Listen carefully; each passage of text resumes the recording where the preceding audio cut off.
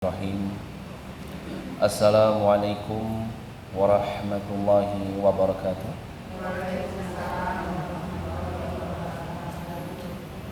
Innal hamdalillah nahmaduhu wa nasta'inuhu wa nastaghfiruh wa na'udzu billahi min shururi anfusina wa sayyiati a'malina. May yahdihillahu fala mudilla lahu wa may yudlil fala hadiya lahu. Asyhadu an la ilaha illallah wahdahu la syarika lah wa asyhadu anna Muhammadan abduhu wa rasuluhu la nabiyya ba'dah. Qala Allah Ta'ala fi kitabil karim, ya ayyuhalladzina amanu ittaqullaha haqqa tuqatih wa la tamutunna illa wa antum muslimun.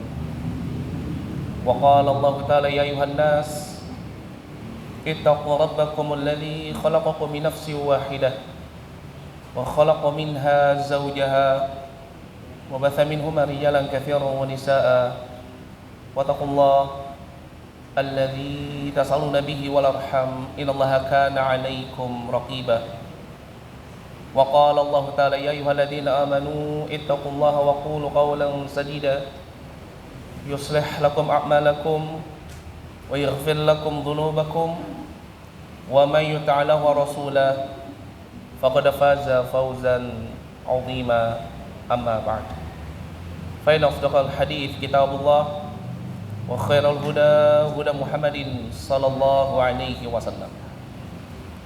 Ikhwani fid din wa akhwati fillah yang dirahmati oleh Allah Subhanahu wa taala.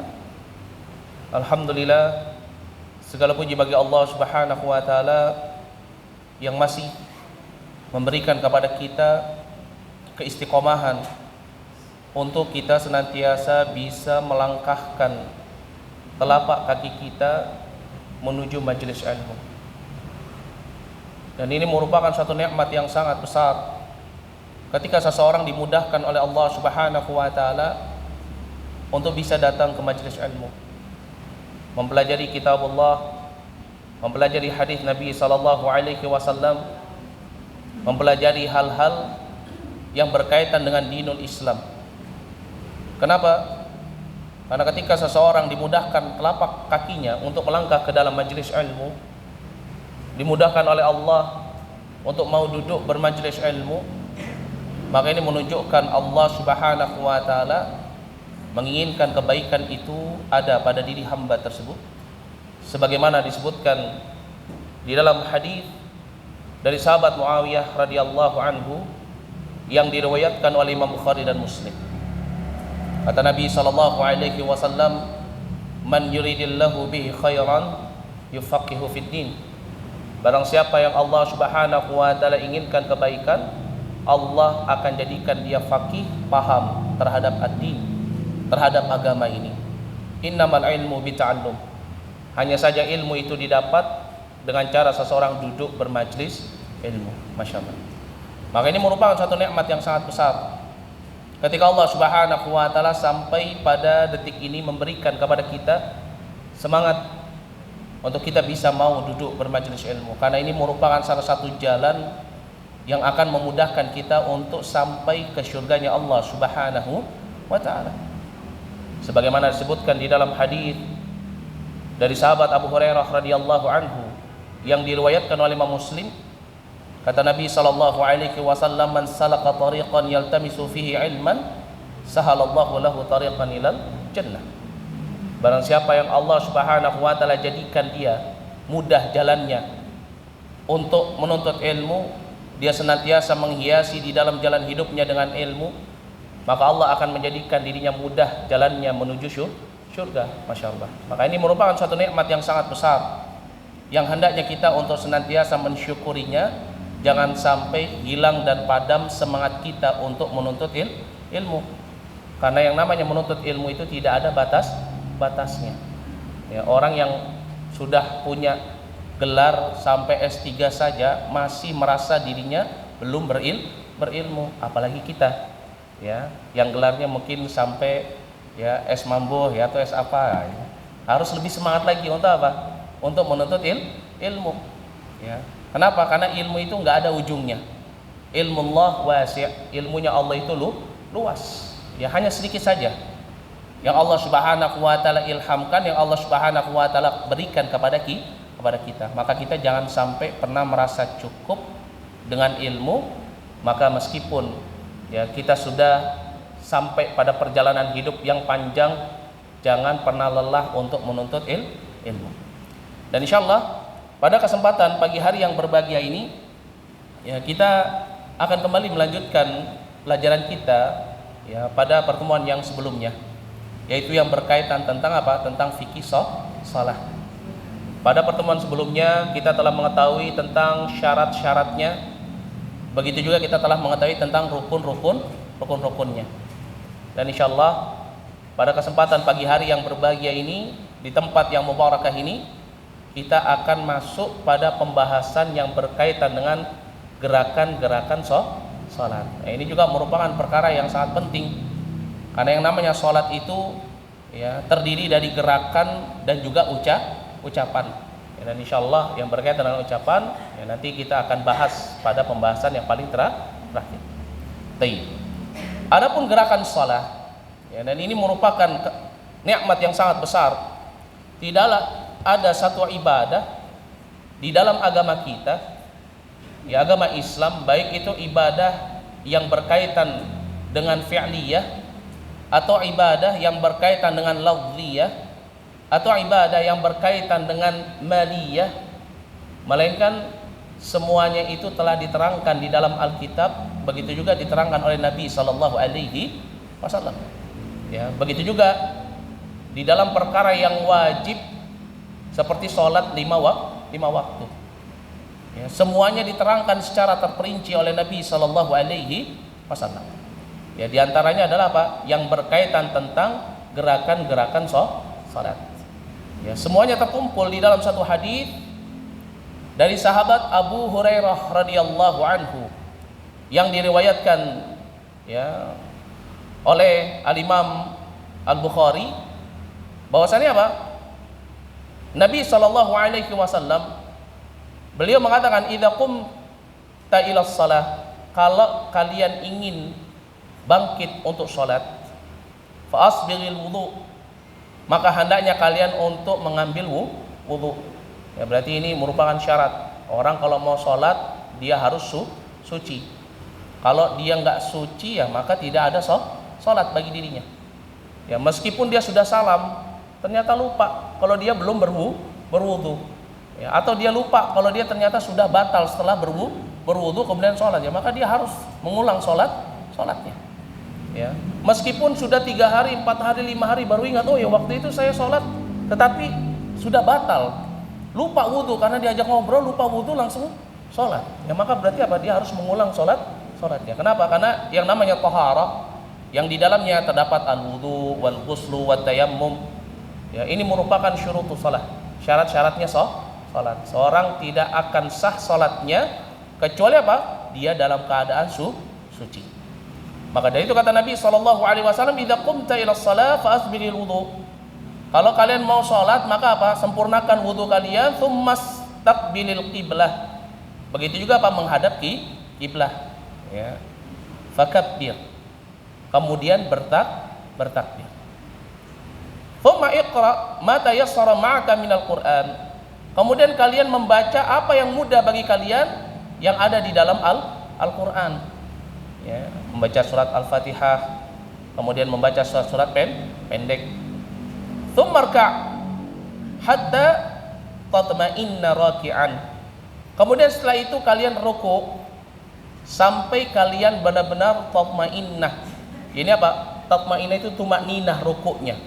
Yaitu apa? Sendi-sendinya itu benar-benar ya sampai pada ya posisi ruku. Ya, jadi jangan seperti ayam yang mematuk makanannya, ya belum sampai sudah langsung berdiri. Nah, ini perkara yang sangat penting juga.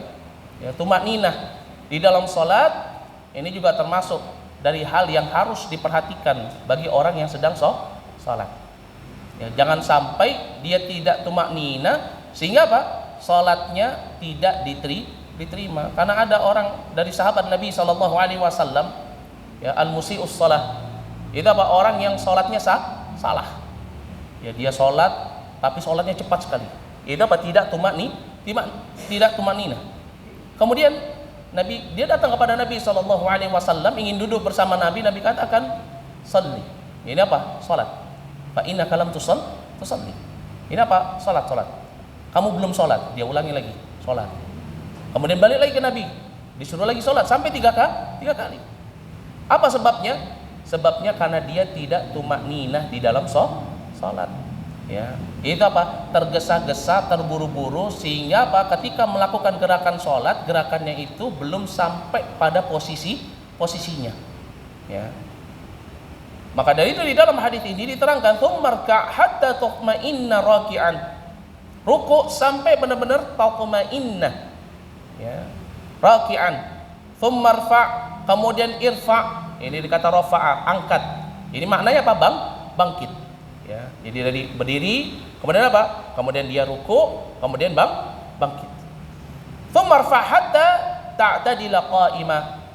Ya, dia bangkit sampai apa? Sampai benar-benar dia berdiri tegak. Ya. Masjud, kemudian sujud hatta tatma'inna sajida.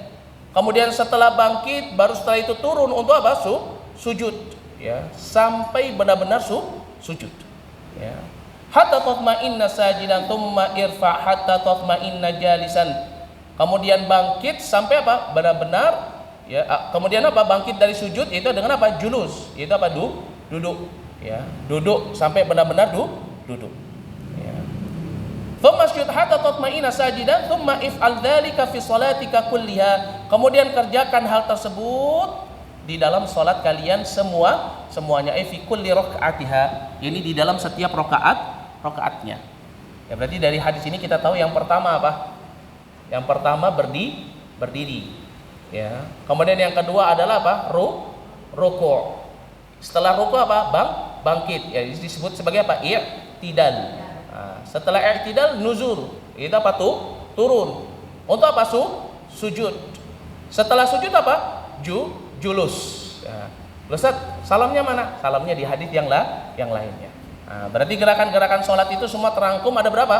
Yang pertama al-qiyam, yaitu berdiri. Yang kedua ruku', kemudian i'tidal, kemudian sujud, kemudian julus. Setelah itu apa? Salam. Nah, ini yang akan kita pelajari di dalam bab ini. Yang pertama, al-qiyam, berdiri. Apa yang dilakukan seseorang ketika dia berdiri menghadap ke arah kiblah untuk sholat? Yang pertama, sebagaimana disebutkan di dalam hadis Nabi SAW, fakabbir. Maka kemudian apa? Bertakbir. Ya. Ini yang pertama kali harus dilakukan seseorang. Itu apa? Takbir. Ya. Dan hal ini sebagaimana yang disebutkan di dalam hadis Nabi SAW yang diriwayatkan oleh Imam Bukhari dan Muslim. Dari sahabat Abu Hurairah radhiyallahu anhu, "Idza qumta ila shalah fa asbighil wudu, tsumma istaqbil." Ya, itu apa? Kemudian menghadap ke arah apa? Al-qiblah, fakabbir. Kemudian apa? Kemudian bertakbir. Ya. Dan takbir di dalam salat, ya.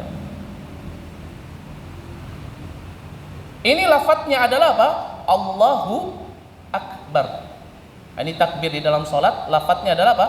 Allahu Akbar. Ya, dan lafadz ini sebagaimana yang disebutkan di dalam hadis yang diriwayatkan oleh Al-Hakim dari sahabat Abu Sa'id Al-Khudri radhiyallahu anhu. Kata Nabi SAW, beliau berkata, "Idza qala al-imam," kalau misalkan imam berkata Allahu Akbar, faqulu Allahu Akbar.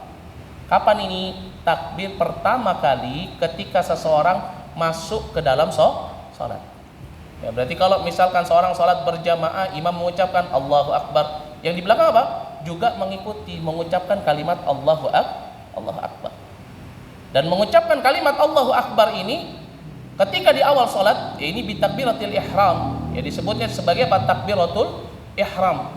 Ya, kenapa disebut ihram? Ihram dari kata haram. Berarti apa? Takbir yang menunjukkan masuk waktu diharamkannya seseorang untuk melakukan gerakan atau mengeluarkan perkataan yang bukan dari gerakan dan perkataan sholat. Ya, makanya disebut sebagai takbiratul ihram, takbir untuk mengharamkan. Ya. Dan ini juga sebagaimana yang disebutkan di dalam hadis yang diriwayatkan oleh Imam Abu Daud dan juga diriwayatkan oleh Imam At-Tirmidzi, bahwasanya sahabat Ali bin Abi Thalib radhiyallahu anhu, beliau mengatakan anna Nabiya sallallahu alaihi wasallam idza qama ila shalah qala Allahu akbar.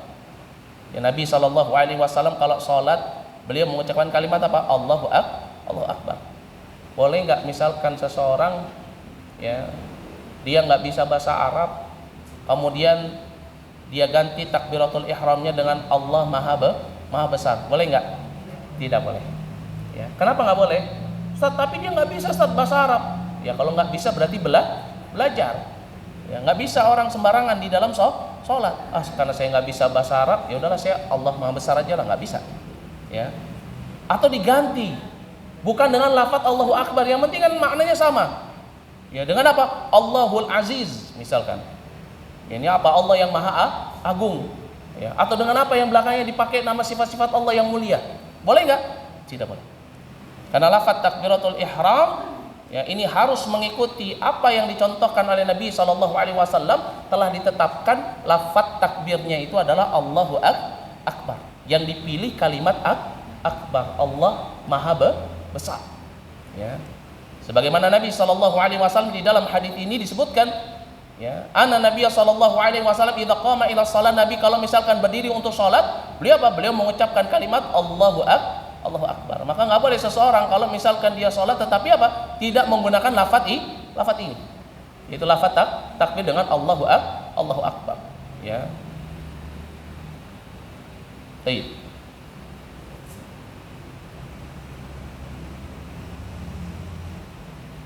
Adapun kalimat takbiratul ihram, penyebutan kata takbiratul ihram, ini takbir yang pertama. Jadi takbir di dalam sholat itu ada dua.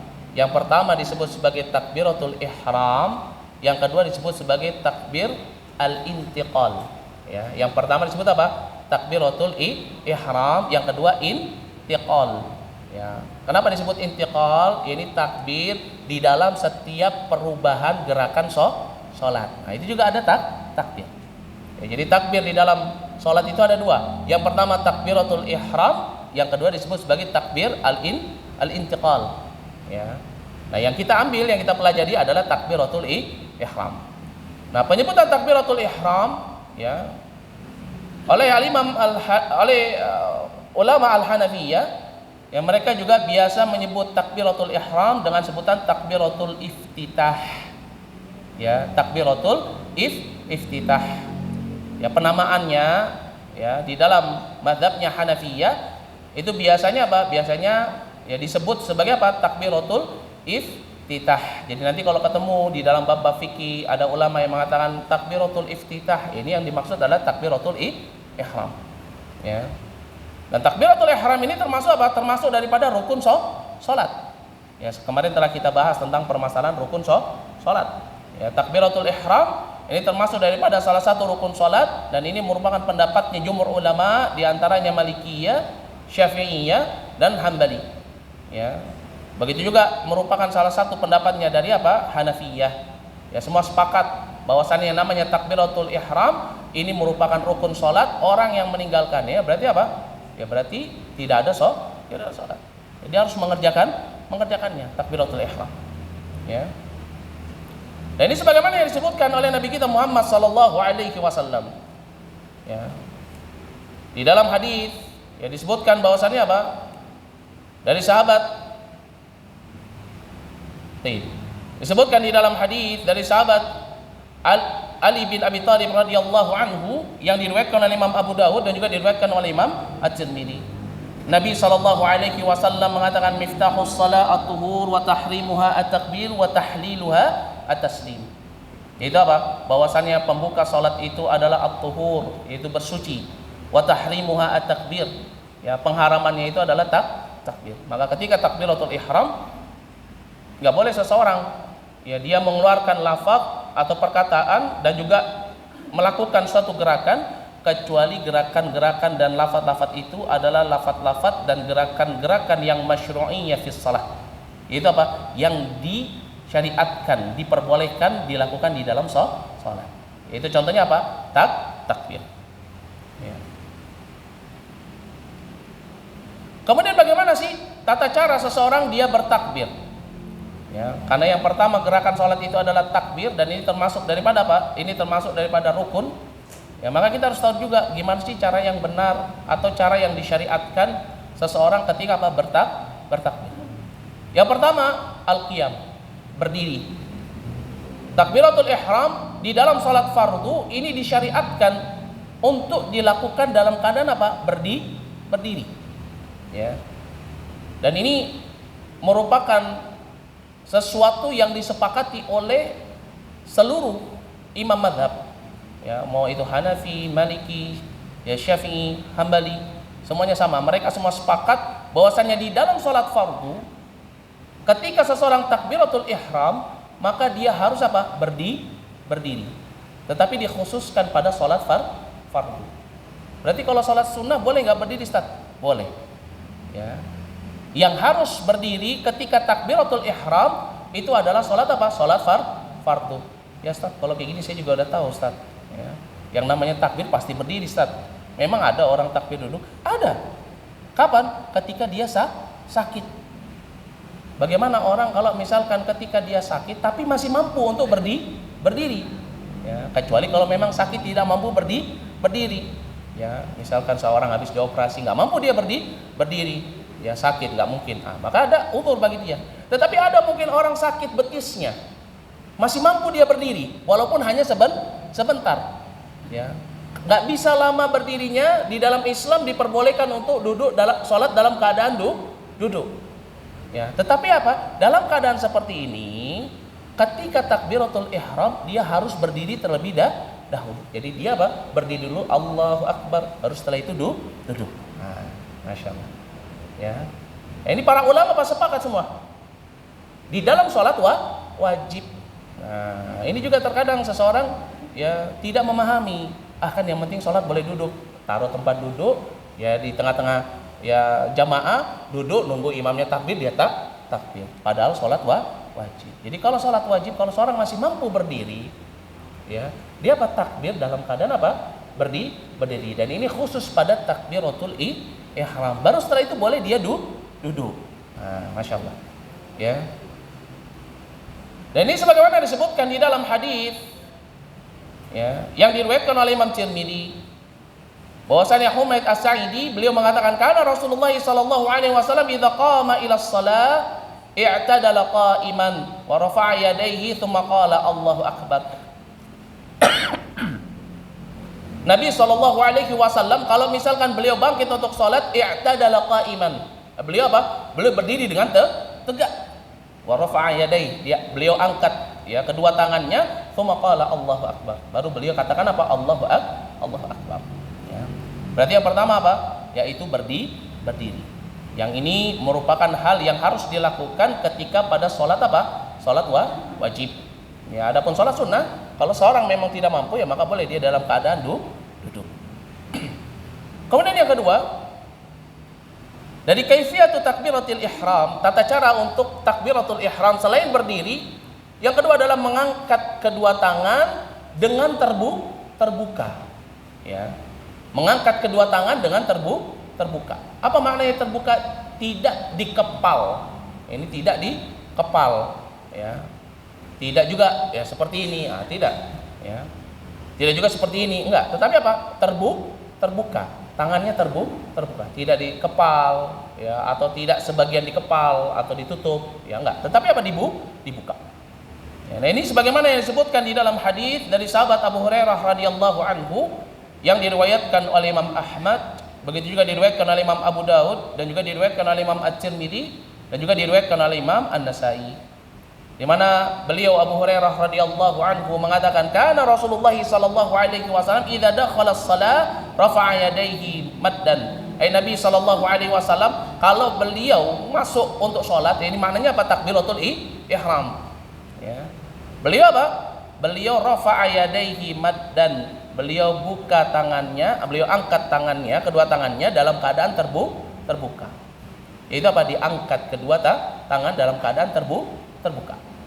Ya, ini juga perkara yang sangat penting. Berarti apa? Kalau seseorang sholat, ya maka apa? Dia mengangkat kedua tangan. Ya, jangan tiba-tiba karena sebab masbuk buru-buru, ya imamnya apa? Imamnya lagi ya ruku, tiba-tiba masuk langsung Allahu Akbar, langsung ruku. Jangan, tangan tetap harus diangkat.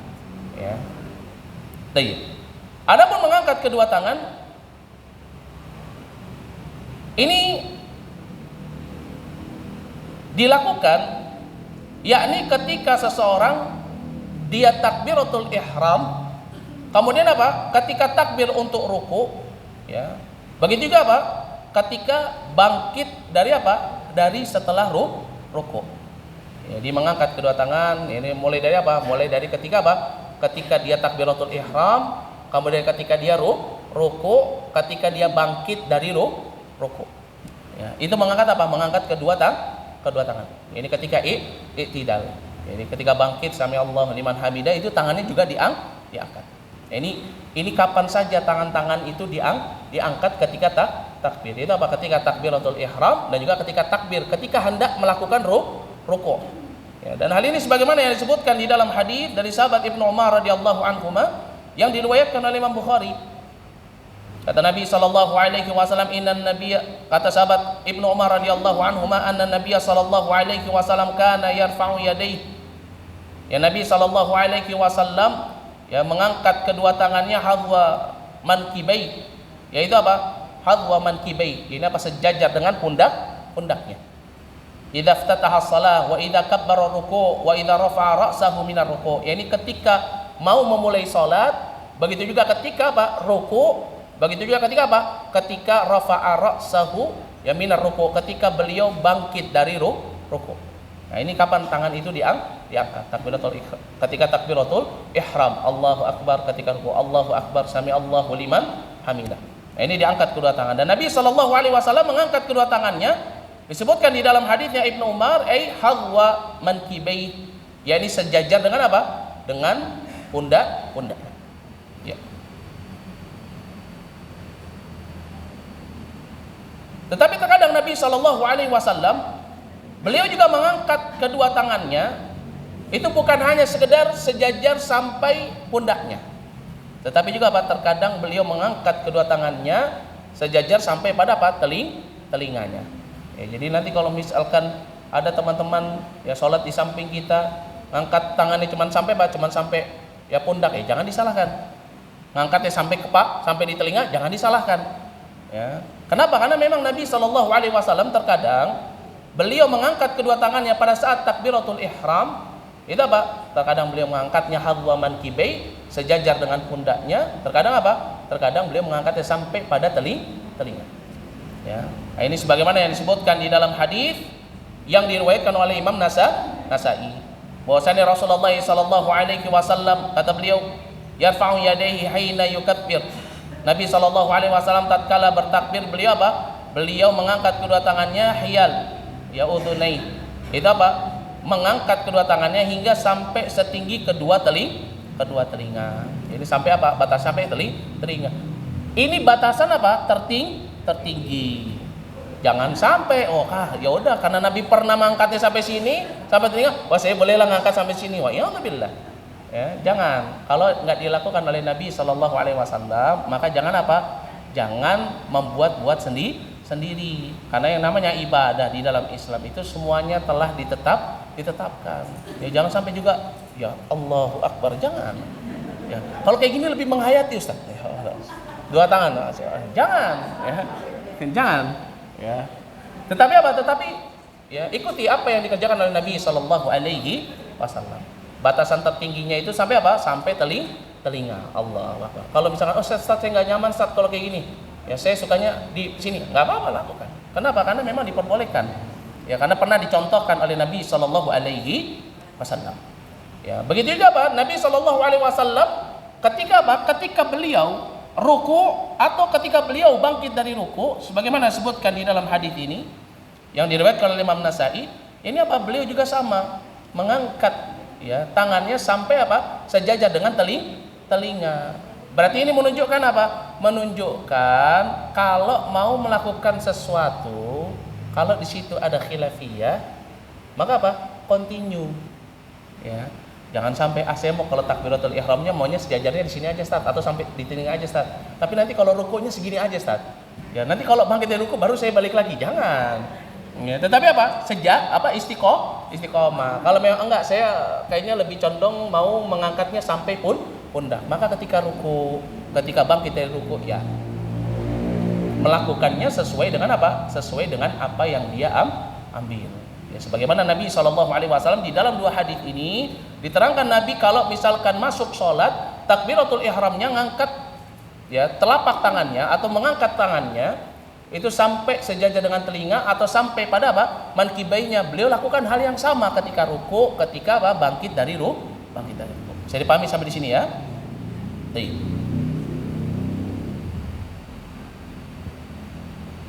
Dan juga disebutkan di dalam hadis yang diriwayatkan oleh Imam Nasa'i, ya, hadis dari Wa'il bin Hujr radhiyallahu anhu, beliau juga mengatakan bahwasanya beliau la anzurna ila salati Rasulillah sallallahu alaihi wasallam, sungguh-sungguh aku melihat ya salatnya Nabi sallallahu alaihi wasallam, lamma iftataha as-salat, ketika Nabi memulai salatnya, kabbara wa rafa'a yadayhi fara'aitu ibhamaihi ya qariban min udhunai. Nah, di dalam hadisnya Wa'il bin Hujr diterangkan lagi untuk yang yang mengangkat tangannya sampai ke telinga. Nabi SAW ketika mengangkat tangannya sampai ke telinga itu beliau melihat, ya, Wa'il bin Hujr ini melihat, yaitu bahwasannya ibhamaihi, yaitu bahwasannya ibhamaihi itu dekat dengan dekat dengan telinga. Seperti ini.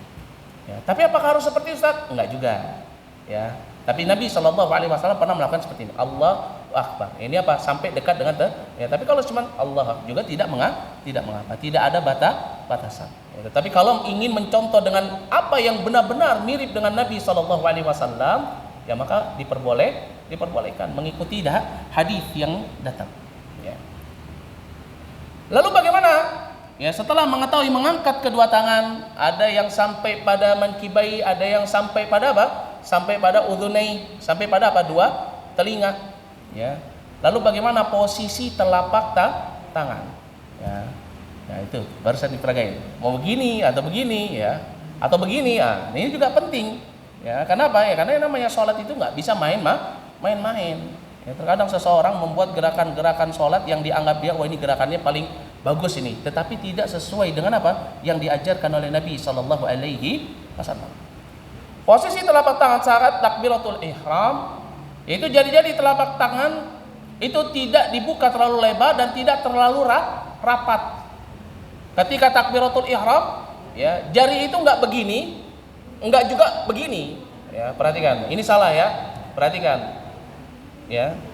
Jadi tidak diangkat seperti ini, tidak juga diangkat seperti ini, ya.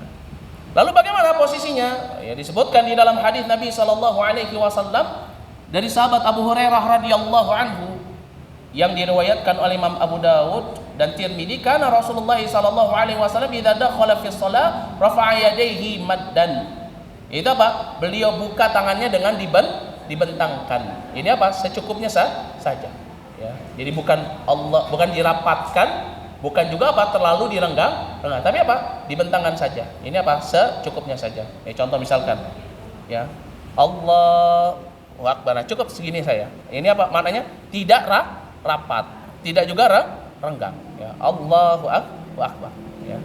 Nah, ini yang dicontohkan oleh Nabi Sallallahu Alaihi Wasallam. Ya. Dan juga disebutkan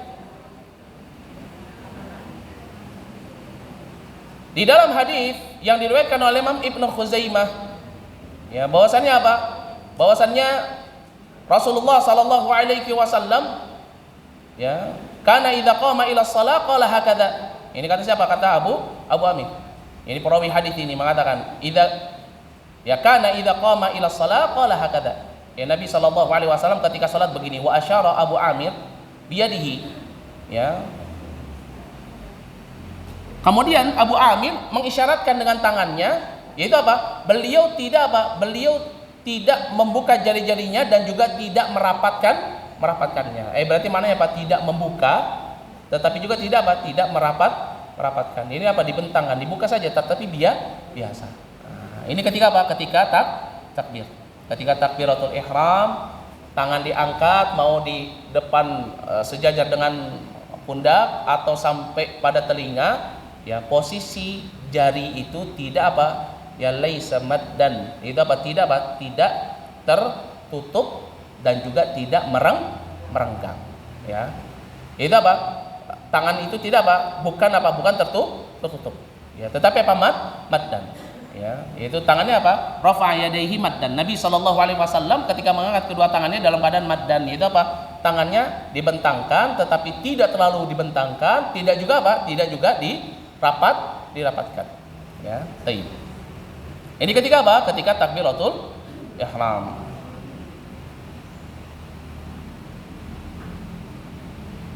Dan juga terdapat asar dari hadis Ibnu Umar radhiyallahu anhuma,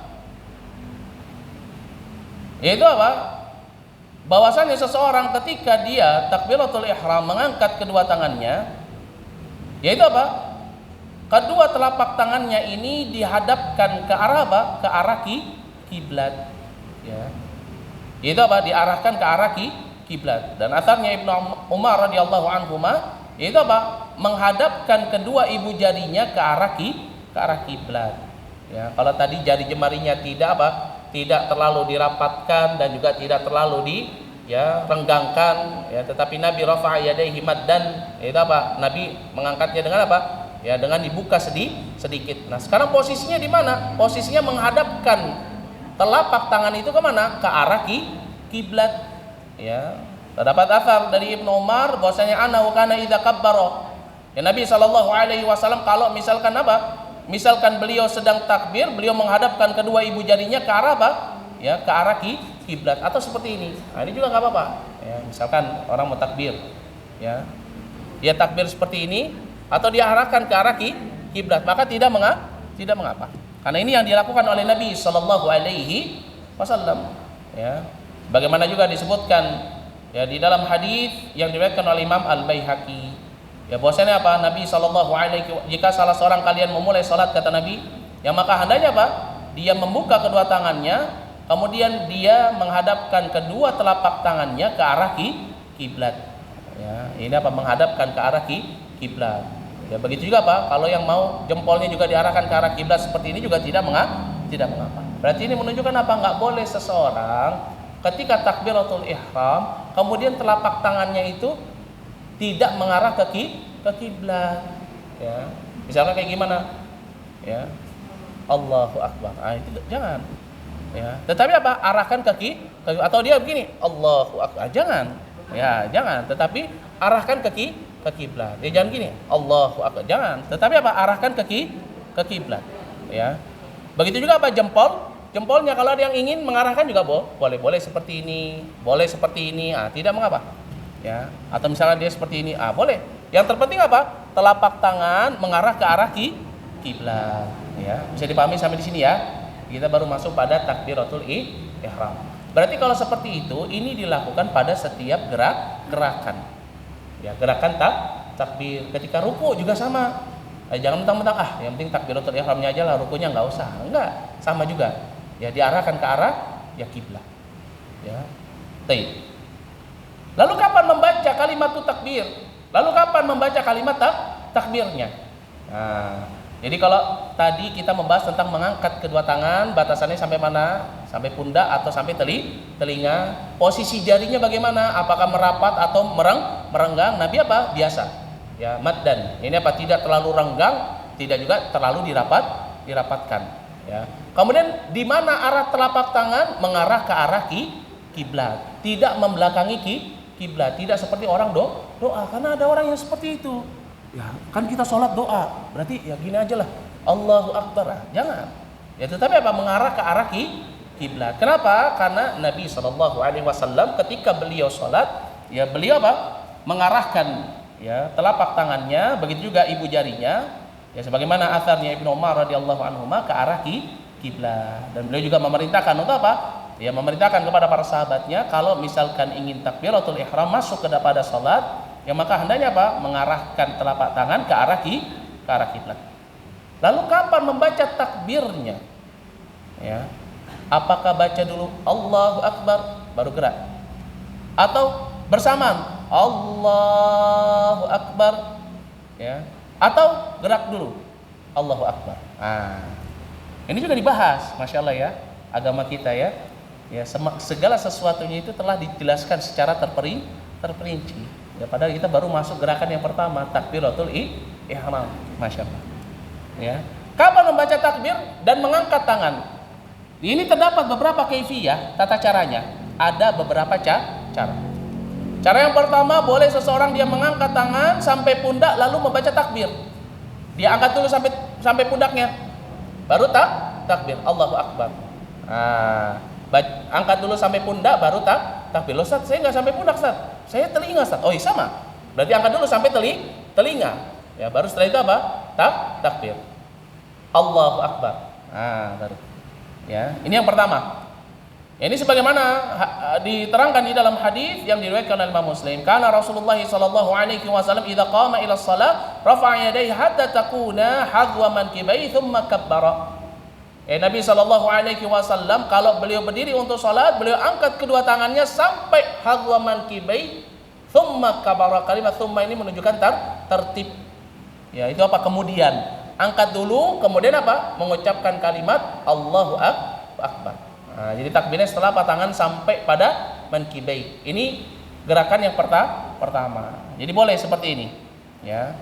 Lalu yang kedua, dia mengangkat tangan, lalu apa? Lalu dia bersedekah bersama dengan takbir. Ya, dia angkat Allahu Akbar bersama dengan apa? Takbir. Dia angkat Allahu Akbar, ya, bersama dengan takbir sampai apa? Sampai dia bersedekah. Ya, berarti apa? Mengucapkan kalimat takbirnya bersama dengan gerakannya. Ya, ini sebagaimana yang disebutkan di dalam hadis dari sahabat Ibnu Umar radhiyallahu anhuma yang diriwayatkan oleh Imam Bukhari. Ya, bahwasannya apa? Ra'aitun Nabiy sallallahu alaihi wasallam, kata Ibnu Umar, aku melihat Nabi sallallahu alaihi wasallam iftataha at-takbir fi shalah, fa rafa'a yadayni hina yukabbir. Nabi sallallahu alaihi wasallam, ya, ketika salat beliau memulainya dengan takbir dan beliau apa? Beliau mengangkat tangannya bersamaan dengan apa? Dengan takbir. Ai hina yukabbir. Ketika bertakbir beliau mengangkat tangan. Berarti maknanya apa? Bersamaan. Ini Allahu Akbar. Seperti itu. Bisa dipahami ya? Baik. Kemudian cara yang ketiga, ya, ini apa? Membaca takbir lalu mengangkat tangan. Ya, jadi apa? Kalau yang ketiga ini dibaca dulu takbirnya Allahu Akbar baru angkat tangan. Ya. Berarti ada berapa cara tadi? Tiga yang telah disebutkan. Yang pertama apa? Sampai dulu pada sejajar baru takbir. Yaitu apa? Bersama dengan gerakan mengangkat tangan Allahu Akbar sampai bersedekah bersamaan. Yang ketiga apa? Yang ketiga baca takbirnya dulu baru gerak. Allahu Akbar, baru gerak. Seperti itu. Bisa dipahami ya? Baik. Nah, ini juga sebagaimana disebutkan di dalam hadis yang diriwayatkan oleh Imam Muslim. Karena Rasulullah sallallahu alaihi wasallam idza kabara rafa'a yadayhi. Nabi sallallahu alaihi wasallam kalau bertakbir kemudian apa? Rafa'a yadayhi. Ini menunjukkan apa? Nabi takbir dulu baru setelah itu apa? Mengangkat tangan. Karena disebutkan urutannya idza kabbara kemudian apa? Rafa'a yadayhi. Itu apa? Beliau ketika bertakbir ya kemudian mengangkat kedua tangan. Jadi mengucapkan takbirnya dulu Allahu Akbar baru apa? Baru mengangkat kedua tangan. Ini semuanya sama. Ya, boleh dilakukan. Jadi kalau misalkan nanti ketemu teman-teman yang seperti itu, semua ini sama. Nabi pernah melakukannya, ada dalilnya, ada hadisnya. Kemudian itu pembahasan kita tentang permasalahan takbiratul ihram. Ya, tidak ada lagi pembahasannya setelah itu, yang melainkan itu. Yaitu apa? Posisi telapak tangan, posisi jari, posisi tangan ketika diangkat, posisi melafadzkan kalimat takbir, ya ketika apa? Takbiratul ihram. Adapun sekarang kita masuk pada pembahasan takbirul intiqal. Takbir perpindahan. Ya, ini kapan saja sih takbir perpindahan itu? Ini kapan saja seseorang disyariatkan bertakbir ketika apa?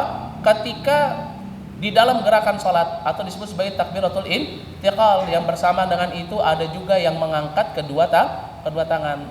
Ya. Ini disebutkan di dalam hadis dari sahabat Abu Hurairah radhiyallahu anhu yang diriwayatkan oleh Imam Bukhari dan Muslim.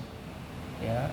Kata Nabi sallallahu alaihi wasallam, Ya, kata sahabat Abu Hurairah radhiyallahu anhu, kana Rasulullah sallallahu alaihi wasallam, Rasulullah sallallahu alaihi wasallam, ya, idza qama ila shalah, kalau beliau bangkit berdiri untuk salat, yukabbiru hina yaqum.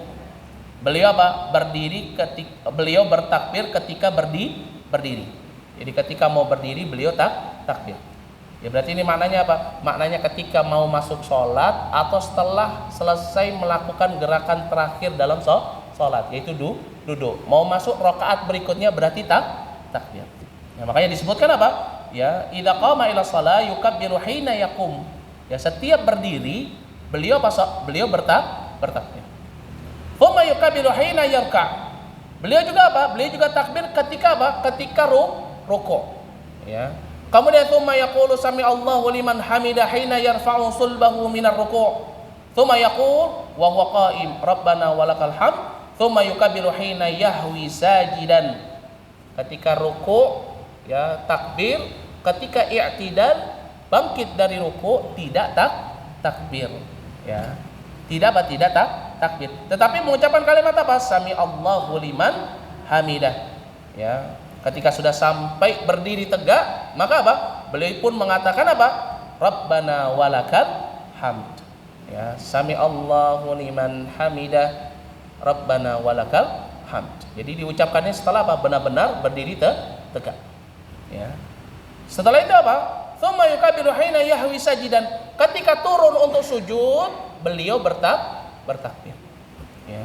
Tsumma yukabbiru hina yarfa'u ra'sah. Beliau juga apa? Bertakbir ketika beliau apa? Mengangkat kepalanya. Berarti apa? Ketika duduk. Allahu Akbar. Baru beliau apa? Beliau takbir. Ya. Tsumma yukabbiru hina yasjud. Ketika mau sujud lagi, beliau takbir. Ya. Tsumma yukabbiru hina yarfa'. Tsumma yaf'alu dzalika fi sholati kulliha wa yukabbiru hina yaqumu min athnataini ba'dal julus. Muttafaqun alaih. Ya, begitu juga beliau lakukan ini semua. Begitu juga ketika duduk di pertengahan di antara dua rakaat, ya, ketika beliau bangkit, ya, beliau bertakbir. Masya Allah. Ya, jadi kita tahu sekarang takbir di dalam salat itu pertama takbiratul ihram, ketika ruku, ketika apa? Ketika turun untuk sujud, ketika duduk, ketika sujud, atau ketika apa? Ketika bangkit lagi untuk berdiri. Maka itulah waktu-waktunya bertakbir. Ya. Nah, ini yang disebut sebagai apa? Ini yang disebut sebagai takbirul intiqal. Ini disebut sebagai takbir intiqal. Intiqal itu artinya apa? Perpindahan. Jadi takbir untuk perpindahan gerakan, mulai dari berdiri, ganti ke ruku, ganti ke sujud, ganti ke julus, ganti berdiri. Makanya disebut sebagai apa? Takbiratul intiqal. Yaitu apa? Takbir untuk perpindahan. Kalau yang pertama kali di awal salat disebutnya apa? Sebagai pembuka salat disebut sebagai takbiratul ihram. Ya, dari kata haram. Ini takbiratul ihram. Adapun hukum takbiratul intiqal, ya. Kalau takbiratul ihram kita sudah tahu, ini termasuk daripada rukun salat. Lalu kalau takbiratul intiqal apa hukumnya? Ya, para ulama berbeda pendapat tentang hukum dari takbiratul intiqal. Ya. Yaitu apa? Terbagi menjadi 3 pendapat. Yang pertama hukumnya sunnah. Ya, ini merupakan pendapatnya jumhur ulama. Hukumnya sunnah. Ya Ustaz, ngapain sih kita harus tahu juga hukumnya sunnah, wajib, takbir intiqal? Kenapa? Karena kalau tidak dikerjakan, kalau sunnah, ya maka apa? Tidak mengapa. Ya karena suatu ketika mungkin seseorang dia lupa, tergesa-gesa, terburu-buru, atau sedang mengejar apa? Imam. Ya. Karena sebab apa? Dia masbuk, dia lupa setelah takbiratul ihram Allahu Akbar, ya, takut imamnya tidak, dia bangkit dari ruku, dia langsung ruku, lupa dia mengucapkan takbir. Nah, bagaimana hukumnya? Nah, kalau kita tahu hukumnya, kita tahu, oh ya, hukumnya sunnah. Berarti kalau lupa tidak mengapa. Dia nggak perlu mengulang, nggak perlu sujud syahwi. Ya, kenapa? Karena hukumnya sunnah. Takbirul intiqal ini hukumnya sunnah. Ya, jadi kalau misalkan seseorang lupa, baik itu ketika ruku atau ketika turun sujud atau ketika ya dia mau duduk atau ketika dia mau bangkit, lupa, dia takbir intiqal, lupa mengucapkan kalimat Allahu Akbar. Ya selain daripada takbiratul ihram, maka apa? Maka tidak mengapa kalau yang mengikuti pendapat bahwasan yang hukumnya adalah sunnah, dan ini pendapatnya jumhur ulama. Adapun yang kedua mengatakan apa? Hukumnya wajib. Ya, ini pendapatnya Imam Ahmad bin Hambal. Ya, beliau mengatakan hukumnya wajib. Ya berarti kalau yang mengatakan hukumnya wajib ya berarti apa? Dia harus melakukannya. Ya. Adapun yang ketiga, ya ini hukumnya wajib tetapi dirinci, yaitu pada sholat fardu. Kalau sholat fardu wajib, kalau bukan sholat fardu, ya ini adalah sunnah. Jadi kalau sholat fardu jangan sampai tidak takbir intiqal. Ada sebagian ulama berpendapat seperti ini dan salah satunya adalah pendapatnya Imam Ahmad. Ya, mengatakan apa? Wajib. Berarti kalau yang mengatakan ya wajib, ya berarti kalau misalkan dia terlupakan ya dia harus mengulang. Ya. Tetapi yang berpendapat sunnah ya maka tidak perlu mengulang, dia lanjut di dalam gerakan sholat berikutnya. Ya, dan ini merupakan pendapatnya siapa? Jumhur ulama. Ya. Baik.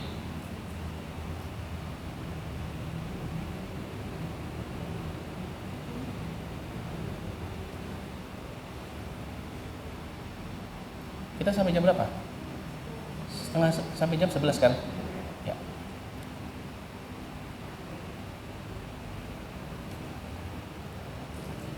Baik.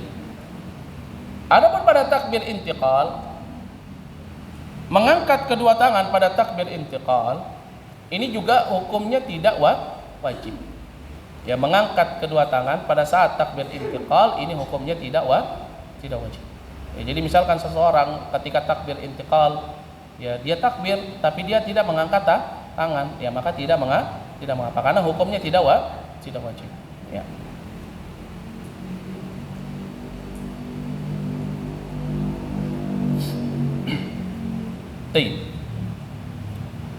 Lalu setelah takbir, ya,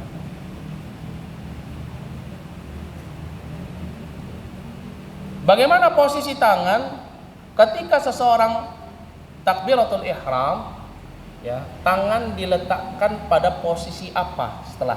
Kalau tadi kita membahas tentang mengangkat tangannya, nah sekarang bagaimana posisi tangan ketika seseorang dalam keadaan qiyam berdiri setelah takbiratul ihram? Ya, posisi tangan ketika sedang takbiratul ihram, ya, mengangkat kedua tangan, kemudian apa? Kemudian ya, bagaimana posisi tangan meletakkannya setelah takbiratul ihram? Itu atau yang sering kita sebut dengan sebutan apa? Bersedekap. Ya, bersedekap itu dengan meletakkan tangan kanan di atas tangan kiri. Ya, meletakkan tangan kanan di atas tangan kiri. Ya, sebagaimana disebutkan di dalam hadis dari sahabat Sahal bin Sa'ad yang diriwayatkan oleh Imam Bukhari. Nabi SAW mengatakan, Sahal bin Sa'ad radhiyallahu anhu mengatakan kana nas, ya beliau katakan kana nasu yu'maruna an yadha'a ar-rajul al-yad al-yumna ala dhira'ihi al-yusra fi shalah. Dahulu manusia diperintahkan untuk meletakkan tangan kanan di atas lengan tangan kiri dalam salat. Ini diperintahkan oleh siapa? Nabi sallallahu alaihi wasallam. Jadi apa? Letak tangannya itu kanan di atas, kiri di bawah. Enggak boleh terbalik. Jangan sampai seseorang ketika takbiratul ihram Allahu akbar kebalik, kirinya di atas enggak, tapi kanannya berada di atas tangan kiri. Ya. Kemudian apa?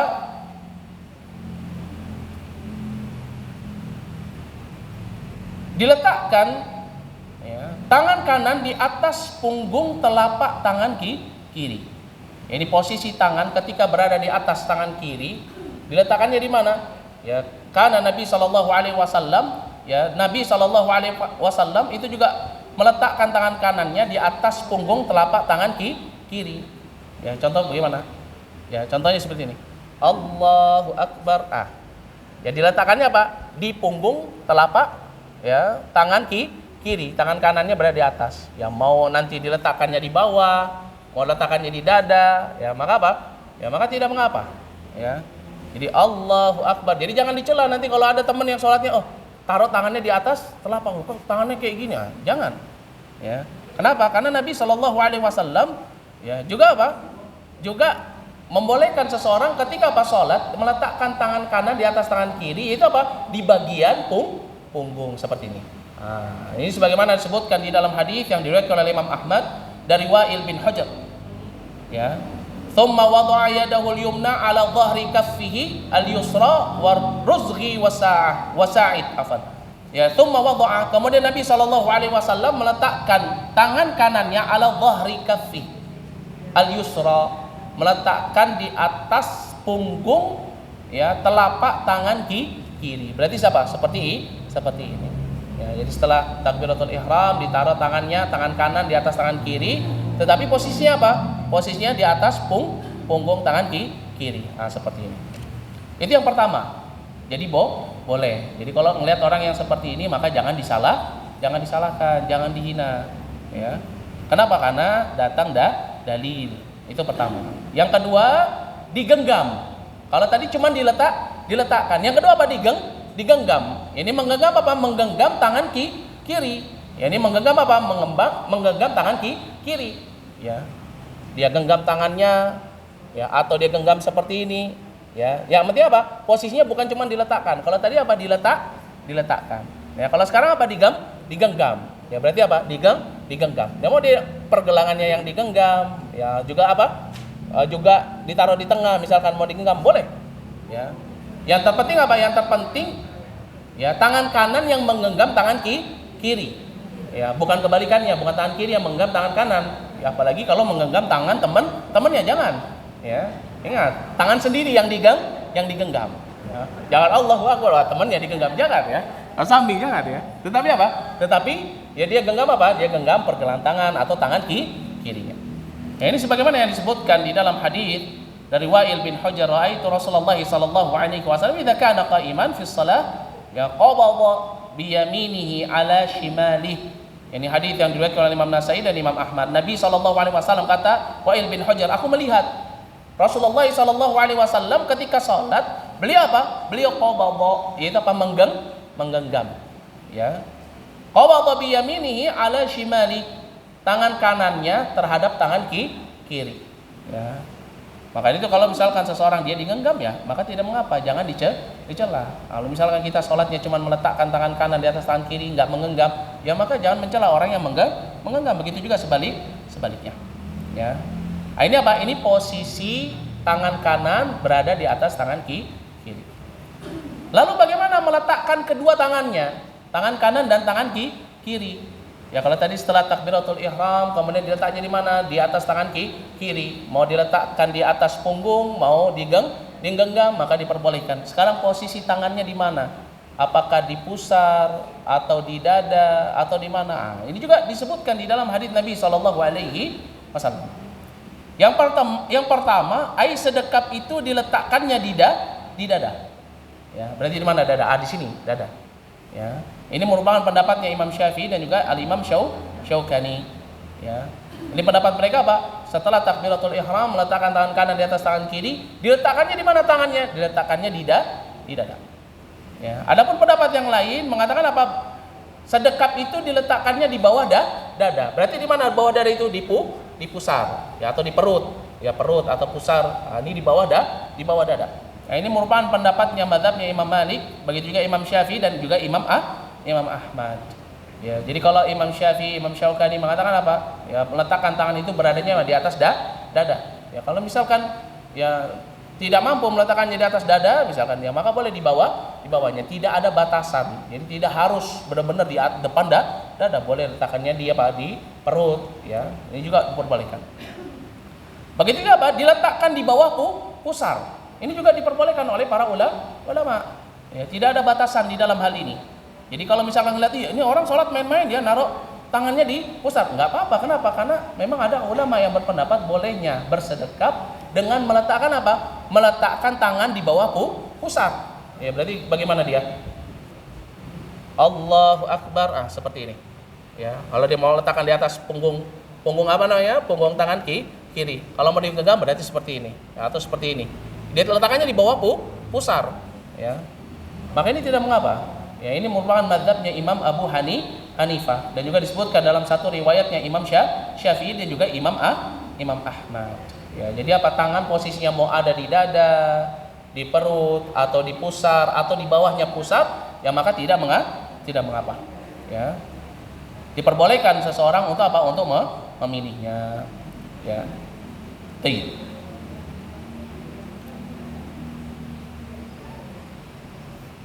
Baik.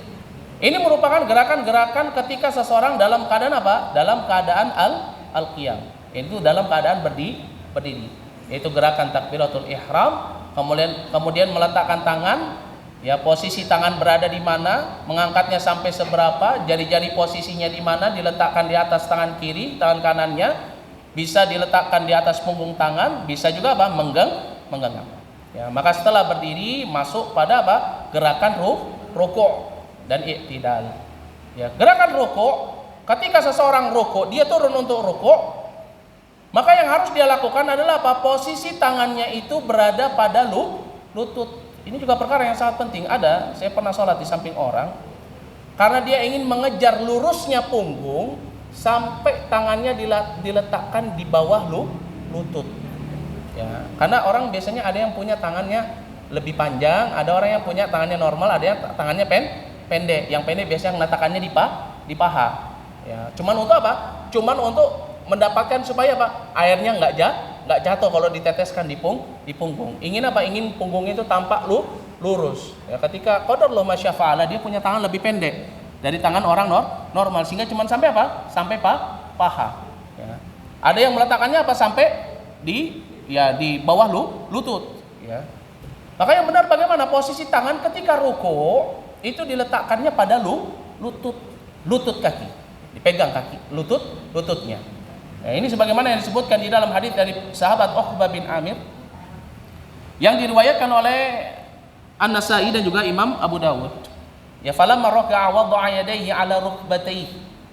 Bahwasanya Nabi sallallahu alaihi wasallam ketika ruku' wada'a yadayhi ya 'ala rukbatayhi, kata Uqbah. Ya. Itu apa? Nabi kalau misalkan ruku', beliau meletakkan tangannya di mana? Di lutut. Ya. Berarti gimana, Ustaz? Kalau tangan saya panjang, Ustaz? Ya, berarti nanti posisinya begini, punggungnya. Kalau panjang, kalau pendek berarti nanti begini. Ya, kalau misalkan panjang, ya berarti apa? Dibengkokkan tangannya, ya, sehingga bisa posisinya lurus. Ya, terus Ustaz, saya pendek, Ustaz. Ya, nggak dibengkokkan saja, ya nggak sampai. Apalagi dibengkokkan lebih nggak sampai. Apa pakai jadi telunjuk? Tidak. Ya, terus bagaimana? Fattaqullaha mastata'tum, yang terpenting tangannya menempel pada lutut. Ya, bisa dipahami sampai di sini ya. Yang terpenting posisi tangan berada pada lutut. Nah, untuk memposisikan supaya punggungnya itu bisa turun, maka dengan apa? Tangannya dibengkokkan sedikit. Ya, bukan dijulurkan ke bawah sehingga tidak memegang lutut. Ya, kenapa? Karena posisi ruku itu adalah apa? Yaitu tangan berada di lutut. Ya, sebagaimana tadi hadis dari sahabat ya Uqbah bin Amir yang diriwayatkan oleh Imam Abu Dawud dan Imam Nasa'i. Ya. Kemudian bagaimana posisi jarinya ketika sudah berada di lutut? Ya. Apakah jarinya lurus? Ya.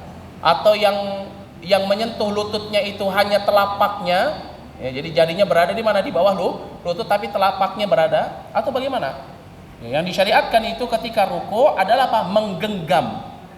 Ya, jadi menggenggam lutut. Jadi bukan seperti ini, tapi menggenggam lutut. Berarti apa? Posisinya itu semua menggenggam lutut. Ya, bukan cuma yang kena apa telapaknya saja, tetapi apa? Tetapi semuanya menggenggam lutut. Ya, secara kokoh. Nah, ini sebagaimana yang disebutkan dalam hadisnya Abu Humaid As-Sa'idi yang diriwayatkan oleh Imam Abu Dawud. Ya. Rasulullah sallallahu alaihi wasallam beliau mengatakan fa idza raka'a amkana kaffaihi min rukbatayhi wa farraja baina asabi'ihi. Kata Nabi sallallahu alaihi wasallam, kalau misalkan ruku, ya, maka apa? Amkana kaffai. Amkana itu apa? Tekan. Ya, tekan apa? Telapak tangan, kaffai. Tekan di mana? Di lutut. Ya, jadi tekannya di mana? Di lutut, bukan di paha, tetapi di lutut. Kemudian apa? Kata Nabi sallallahu alaihi wasallam wa farraja baina asabi'i. Kemudian apa? Farraja itu apa? Merenggangkan jari jemari. Jadi apa? Tidak dirapatkan, tetapi apa? Direnggangkan. Ini sebagaimana seorang mencengkram lutut. Nah, ini caranya Nabi sallallahu alaihi wasallam dan yang diperintahkan oleh beliau untuk apa? Ya, ketika sedang ruku.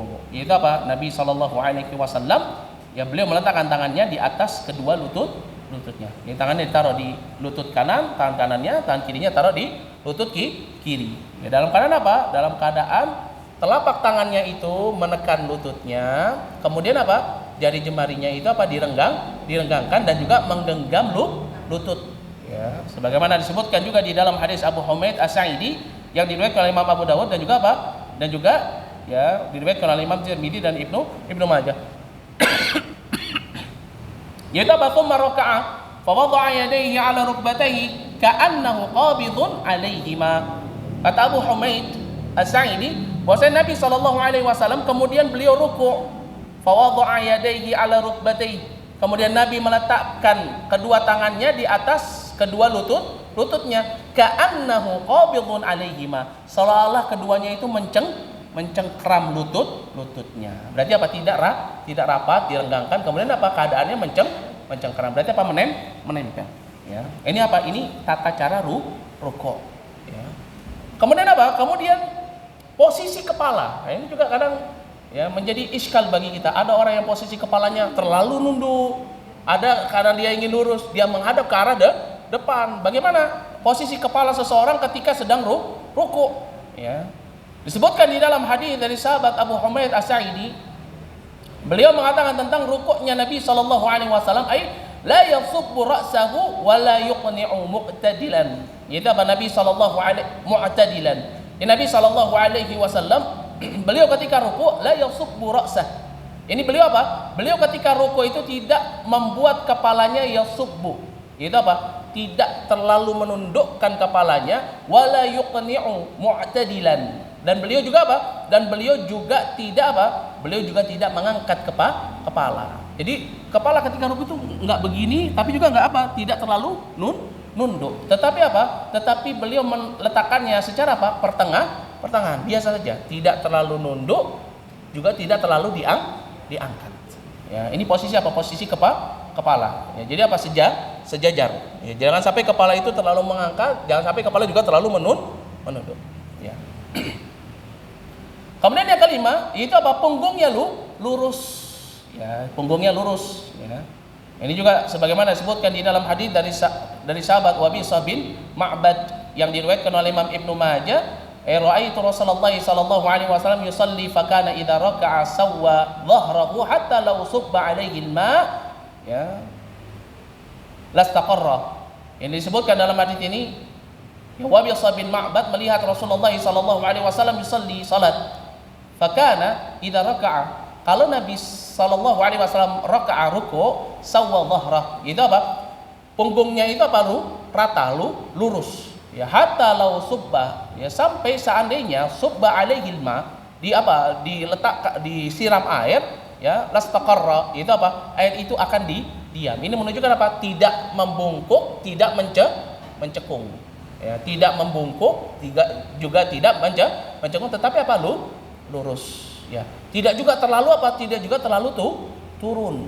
Ya, tetapi apa? Posisinya lurus. Ketika ruku itu apa? Posisinya lurus. Tidak begini, tidak juga ya apa namanya? Ya melengkung. Tidak miring ke atas, juga tidak miring ke bawah. Tetapi apa? Lurus. Nah, inilah tata cara rukuknya Nabi sallallahu alaihi wasallam. Ya. Tata cara rukuknya Nabi sallallahu alaihi wasallam. Kemudian setelah rukuk, ya, maka gerakan yang ketiga selain al-qiyam war ruku', kemudian apa? I'tidal. Itu apa? Bangkit dari rukuk. Ya. Ini bangkit dari rukuk sebagaimana disebutkan di dalam hadis yang diriwayatkan oleh Imam Bukhari dan Muslim, "Tsumma rka' hatta tatma'inna raki'an, tsumma rfa' hatta tastawiya qa'imah." Itu apa?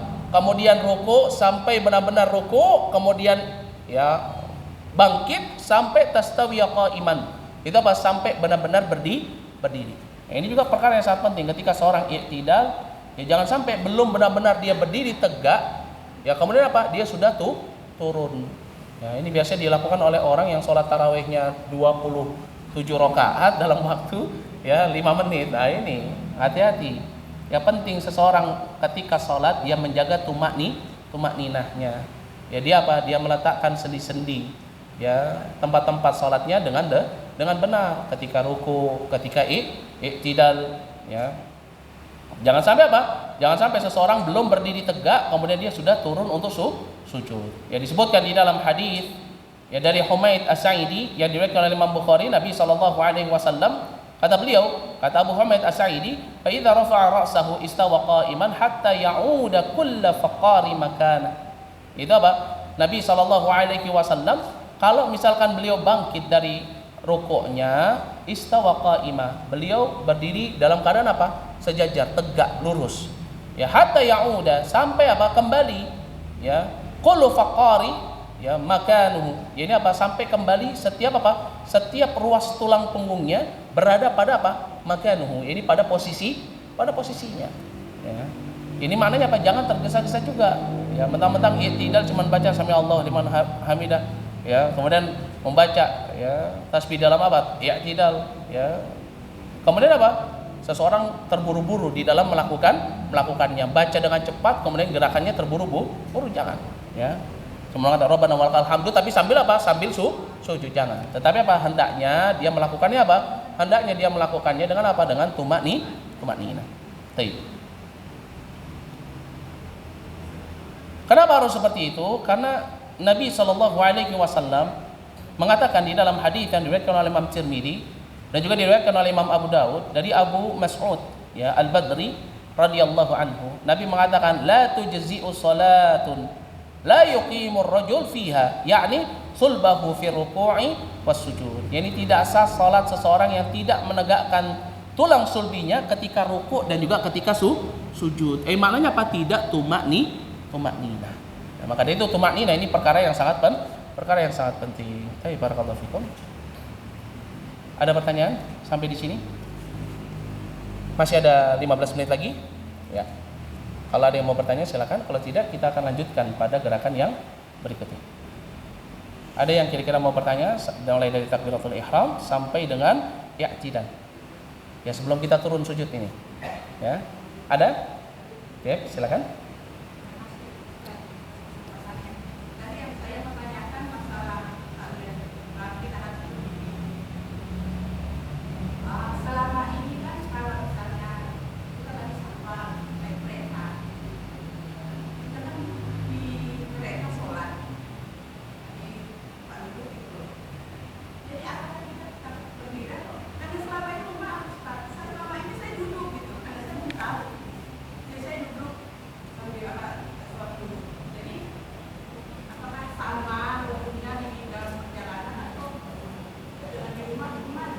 Baik, barakallahu fikum.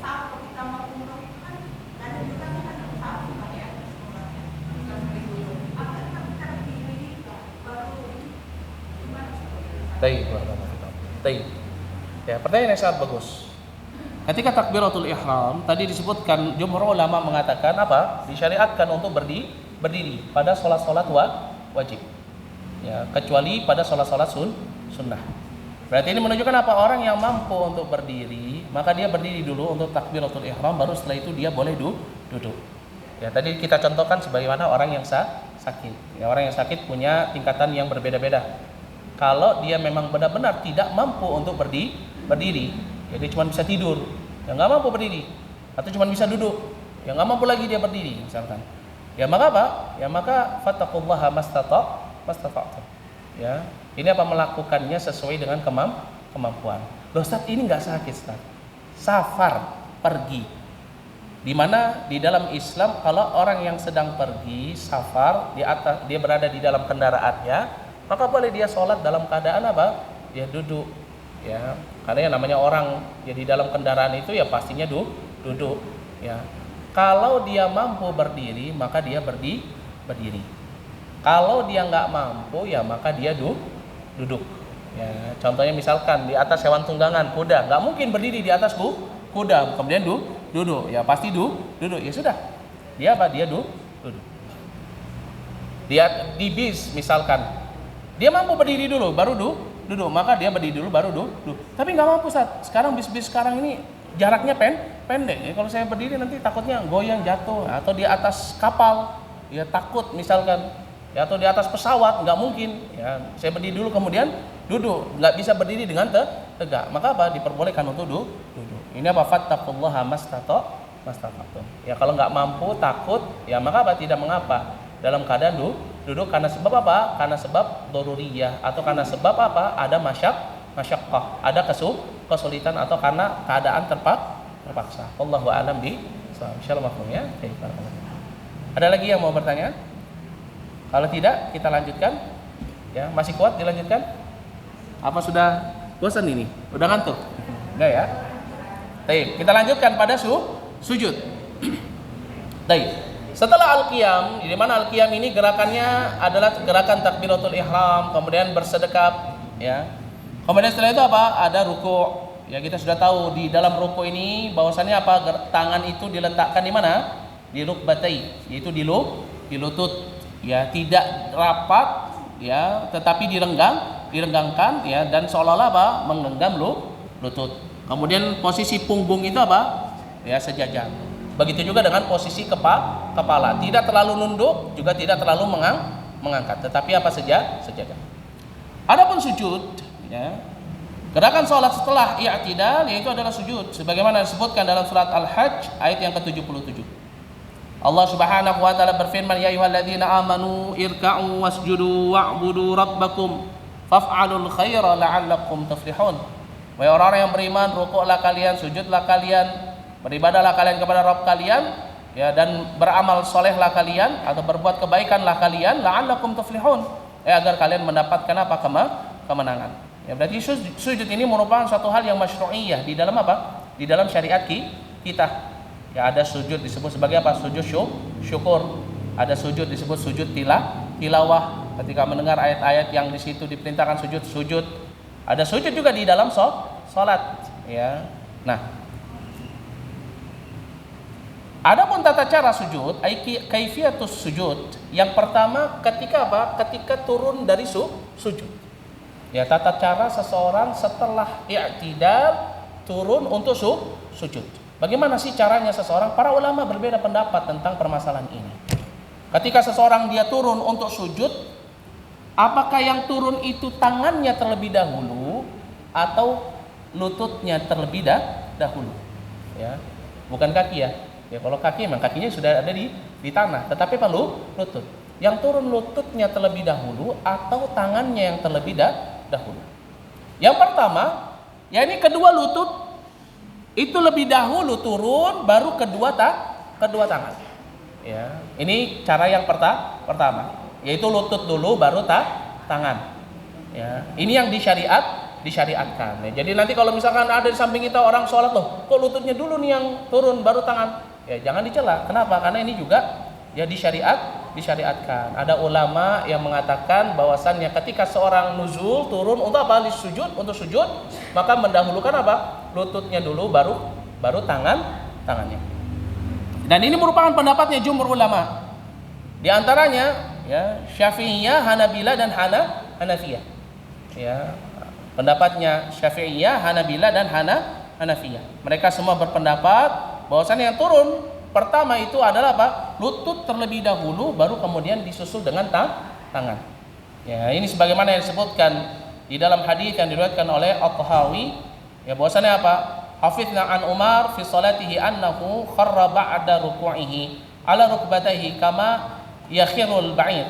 Ini aku mengingat cara salatnya Umar Ibn Khattab bahwasannya beliau turun sujud setelah rukuk dengan bertumpu pada lututnya sebagaimana unta yang meringkuk. Ya.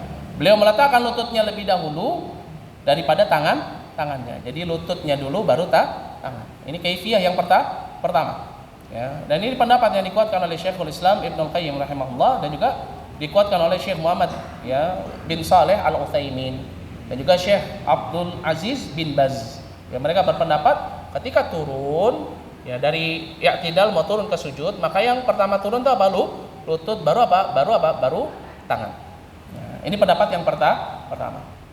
Adapun pendapat yang kedua yaitu apa? Tangan dulu baru apa? Baru lutut. Jadi tangan dulu baru lutut, ya. Dan ini merupakan pendapatnya ulama Malikiyah. Ya, ini pendapatnya apa? Pendapat ulama di dalam mazhabnya Imam Malik. Ya, dan juga merupakan salah satu pendapatnya daripada Imam Ahmad. Ya, dikuatkan oleh Al Hasan Al Basri. Ya, bahwasanya apa? Ini merupakan pendapatnya Ashabul hadis. Ya. Para ashabul hadis mereka semua berpendapat ketika seseorang dia turun di dalam salatnya dari i'tidal menuju sujud, maka yang pertama turun itu adalah tangannya dulu, baru lutut. Ya. Sebagaimana hal ini dikuatkan di dalam hadis yang diriwayatkan oleh Imam Bukhari, ya, secara muallaq, bahwasanya Nafi rahimahullah beliau mengatakan kana Ibnu Umar yudha'u yadayhi qabla rukbatayhi. Jadi Ibnu Umar meletakkan kedua tangannya sebelum kedua lututnya. Ya, kalau hadis yang pertama Umar ini siapa dia? Bapaknya Ibnu Umar. Nah, Ibnu Umar ini anaknya Umar Ibnu Khattab. Ini namanya Abdullah. Ya. Kalau yang sebelumnya berdalil dengan dalil hadisnya siapa? Umar Ibnu Khattab. Ini cara Umar ketika sholat. Yang hadis tangan terlebih dahulu, baru kemudian apa? Ya lutut. Ya, ini mengikuti apa yang dikerjakan oleh Ibnu Umar. Ya, bahwasanya bahkan Ibnu Umar yudha'u yadayhi qabla rukbatayhi.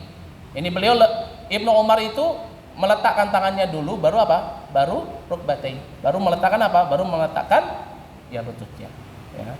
Terus bagaimana Ustaz? Boleh nggak ya seorang melakukan di antara keduanya? Boleh. Ya. Boleh dilakukan keduanya. Ya, tetapi wallahu a'lam bishawab, ya pendapat yang lebih dekat dengan kebenaran itu adalah pendapat yang lebih kuat, yaitu pendapat yang keberapa? Pendapat yang kedua. Yaitu apa? Kita biasa meletakkan tangan dulu baru lutut. Ya, karena terdapat hadis Nabi SAW yang diriwayatkan oleh Imam Abu Dawud dan juga diriwayatkan oleh Imam Al-Baihaqi. Nabi SAW mengatakan, "Idza sajada ahadukum," kalau salah seorang di antara kalian sujud, fala yabruk, maka janganlah sampai kalian meringkuk, kama yabrukul ba'iru wal yadha yadayhi qabla rukbatayhi. Itu apa? Jangan sampai kalian ya meringkuk seperti meringkuknya unta. Ini seperti unta kalau mau duduk, jangan. Ya hendaklah ia letakkan tangannya sebelum lututnya. Ini datang hadis Nabi SAW dan ini hadisnya sahih, diriwayatkan oleh Imam Abu Dawud dan juga diriwayatkan oleh Imam Al-Baihaqi. Ya, jadi wallahu a'lam bishawab. Ya, kalau anak pribadi ya lebih condong kepada apa? Tangan dulu baru lutut. Ya. Tapi kalau misalkan ada seseorang yang nggak sanggup, nggak mampu, loh, ada nggak orang yang nggak mampu melakukan itu? Ada saja. Siapa itu? Orang yang biasanya obesitas. Itu akan lebih sulit ketika tangannya dulu yang harus sampai. Ya. Dia mampunya apa? Lututnya dulu, turun dulu lututnya. Nah, maka tidak mengapa. Ya, karena memang ada dua cara ketika seorang turun untuk sujud. Ya, ada lutut terlebih dahulu, ada tangan terlebih dahulu. Maka hendaknya satu dengan yang lainnya tidak saling mencela karena semuanya mengikuti ulama. Ya, bisa dipahami sampai di sini? Baik, barakallahu fikum. Baik, ya. Kita lanjutkan atau cukup? Lanjut nggak apa-apa? Masih di dalam sujud. Kalau tadi kita ya mengetahui tentang bagaimana turunnya untuk sujud, sekarang kalau sudah turun, ya, maka apa yang harus kita lakukan? Yang harus dilakukan seseorang ketika sujud yaitu apa? Dia letakkan 7 anggota sujudnya. Ya, ini sujud dengan 7 anggota. Jangan sampai dia tidak meletakkannya ke dalam, itu apa? Tidak menyentuhnya kepada apa? Kepada bumi. Ya, ini sujud di antara apa? 7 anggota tubuh. Apa itu? Sebutkan dalam hadisnya Ibnu Abbas radhiyallahu anhu yang diriwayatkan oleh Imam Bukhari, Nabi SAW ya memerintahkan, kata sahabat Ibnu Abbas, umirtu, aku diperintahkan oleh Nabi an asjuda ala sab'ati a'dham, ya, atau a'dhamin alal, ya. Aku diperintahkan oleh Nabi SAW untuk sujud di atas 7 apa? 7 ya anggota badan. Apa itu? Ya, jibhah. Itu apa? Kening. Ya, kalau bahasa kitanya apa? Jidat. Ya, ini jibhah. Ya, jidat, kening. Kemudian apa? Wa asyara biyadihi ila anfi. Jidat ini termasuk padanya apa? Hidung. Ya. Ini sebenarnya apa? Masuknya itu adalah wajah. Tetapi bukan wajah semuanya ditempel, tetapi yang ditempel adalah jidat. Termasuk di dalamnya adalah apa? Hidung. Maka hidung harus apa? Menyentuh bumi. Ya, ketika sujud hidung harus menyentuh bumi. Ya, maka jangan sampai seseorang ya ketika apa? Misalkan ketika dia sujud dia taruh sesuatu di jidatnya atau di tempatnya itu diletakkan sesuatu yang menghalangi jidatnya menyentuh bumi.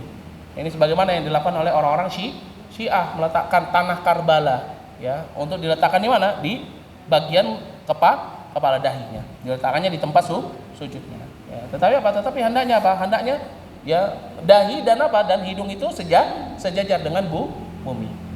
Kemudian apa? Wal yadain dan juga kedua telapak tangan. Ini apa? Diletakkan di bumi. Ya, telapak tangan. Berarti nggak boleh seseorang ketika sujud dia dalam keadaan menggenggam seperti ini. Bukan telapaknya tapi jarinya yang kena. Apalagi apa? Dia seperti ini, dhagat, yaitu mengepal. Nggak boleh. Ya, seperti ini, seperti orang push up. Enggak, kenapa? Karena ketika sujud itu tangannya yang menyentuh. Warukbatain. Begitu juga apa? Lututnya. Ya, makanya seorang kalau misalkan dia mau sujud, ya, maka lututnya itu harus apa? Harus digunakan sebagai tumpuan sujudnya. Ya. Kemudian apa? Kata sahabat Ibnu Abbas radhiyallahu anhu, wa atrafil qadamain. Dan juga apa? Dan juga ya kedua kakinya. Sujud dengan kedua kaki. Ya, ini nanti dijelaskan, kita akan rinci pembahasannya. Baik. Adapun posisi tubuh saat sujud, yaitu yang pertama, kening dan hidung menempel ke lantai. Sebagaimana tadi hadis yang telah kita sebutkan. Kedua, tangan menempel ke lantai dan diletakkan sejajar dengan bahu. Ya. Jadi tangannya itu diletakkannya sejajar dengan bahu, nggak ditaruh di depan. Ya. Wah, saya ingin menghamba kepada Allah dengan benar-benar menghamba. Karena ketika sujud itu dekat sekali dengan Allah, kata Nabi SAW, saya taruh tangan saya di depan saya biar lebih rendah. Jangan.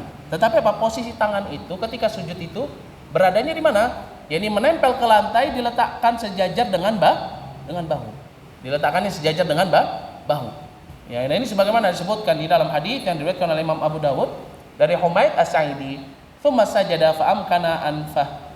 Ya, wa jibahatah wa nahha yadaihi an ya janbaihi ya wa wada'a kafaihi hadha mankibaihi. Ya, ini apa? Nabi SAW kemudian sujud fa amkana anfah. Kemudian Nabi SAW meletakkan hidungnya serta apa? Keningnya, wajibahatah. Ini apa? Meletakkan ke bumi, menempelkan. Kemudian setelah apa? Wa nahha ya yadaihi. Kemudian Nabi SAW juga melebarkan tangannya ya di sisi tubuhnya. Kemudian apa? Wa wada'a kafaihi hadwa mankibai. Kemudian beliau meletakkan tangannya sejajar dengan bahunya. Ya, jadi ketika sujud apa? Diletakkannya sejajar dengan bahu. Seperti ini, sejajar dengan bahunya. Ya. Ini yang diriwayatkan di dalam hadis ya Abu Dawud. Kemudian apa? Kedua lengan diangkat dan sikut tidak menempel ke lantai. Ini juga perkara yang sangat penting. Masih banyak orang yang sholat ketika sujud ya, itu semua tangannya ditempelkan ke mana? Ditempelkan ke lantai. Ya, tetapi apa? Ketika sujud, posisi tangan itu apa? Posisi sikut itu naik sehingga tangan itu tidak menempel semua ke lantai. Ya, tidak menempel semua ke lantai. Tetapi apa? Tetapi posisi sikut itu apa? Sikut itu naik. Ya. Posisi sikut itu naik, tidak menempel di lantai. Sebagaimana disebutkan di dalam hadis Al-Bara bin Azib yang diriwayatkan oleh Imam Muslim, "Idza sajadta ya fadha' kafaika warfa' mirfaqaika." Kata Nabi SAW, "Idza sajadta, kalau kamu mau sujud, fadha' kafaika, maka hendaknya engkau letakkan ya kedua telapak tanganmu, warfa' mirfaqaika." Ini apa? Angkat ya sikutmu. Jadi sikutnya itu tidak menempel ke bumi. Nah, ini perhatikan. Ya, karena masih banyak orang-orang yang salah ketika sujud itu apa? Semua tangannya ditempelkan ke bumi. Nah, ini tidak diperbolehkan. Ya. Begitu juga disebutkan di dalam hadis dari sahabat Anas bin Malik radhiyallahu anhu yang diriwayatkan oleh Imam Bukhari dan Muslim. Ya, Nabi SAW beliau mengatakan, "I'tadilu fi sujud." Ya, wala yabsut ahadukum dhira'aihi in bisatal qalb. Ini apa? Hendaknya kalian itu lurus ketika sujud dan jangan kalian merebahkan lengan kalian sebagaimana yang dilakukan oleh seekor anjing. Ini anjing kan kalau duduk tangannya bagaimana?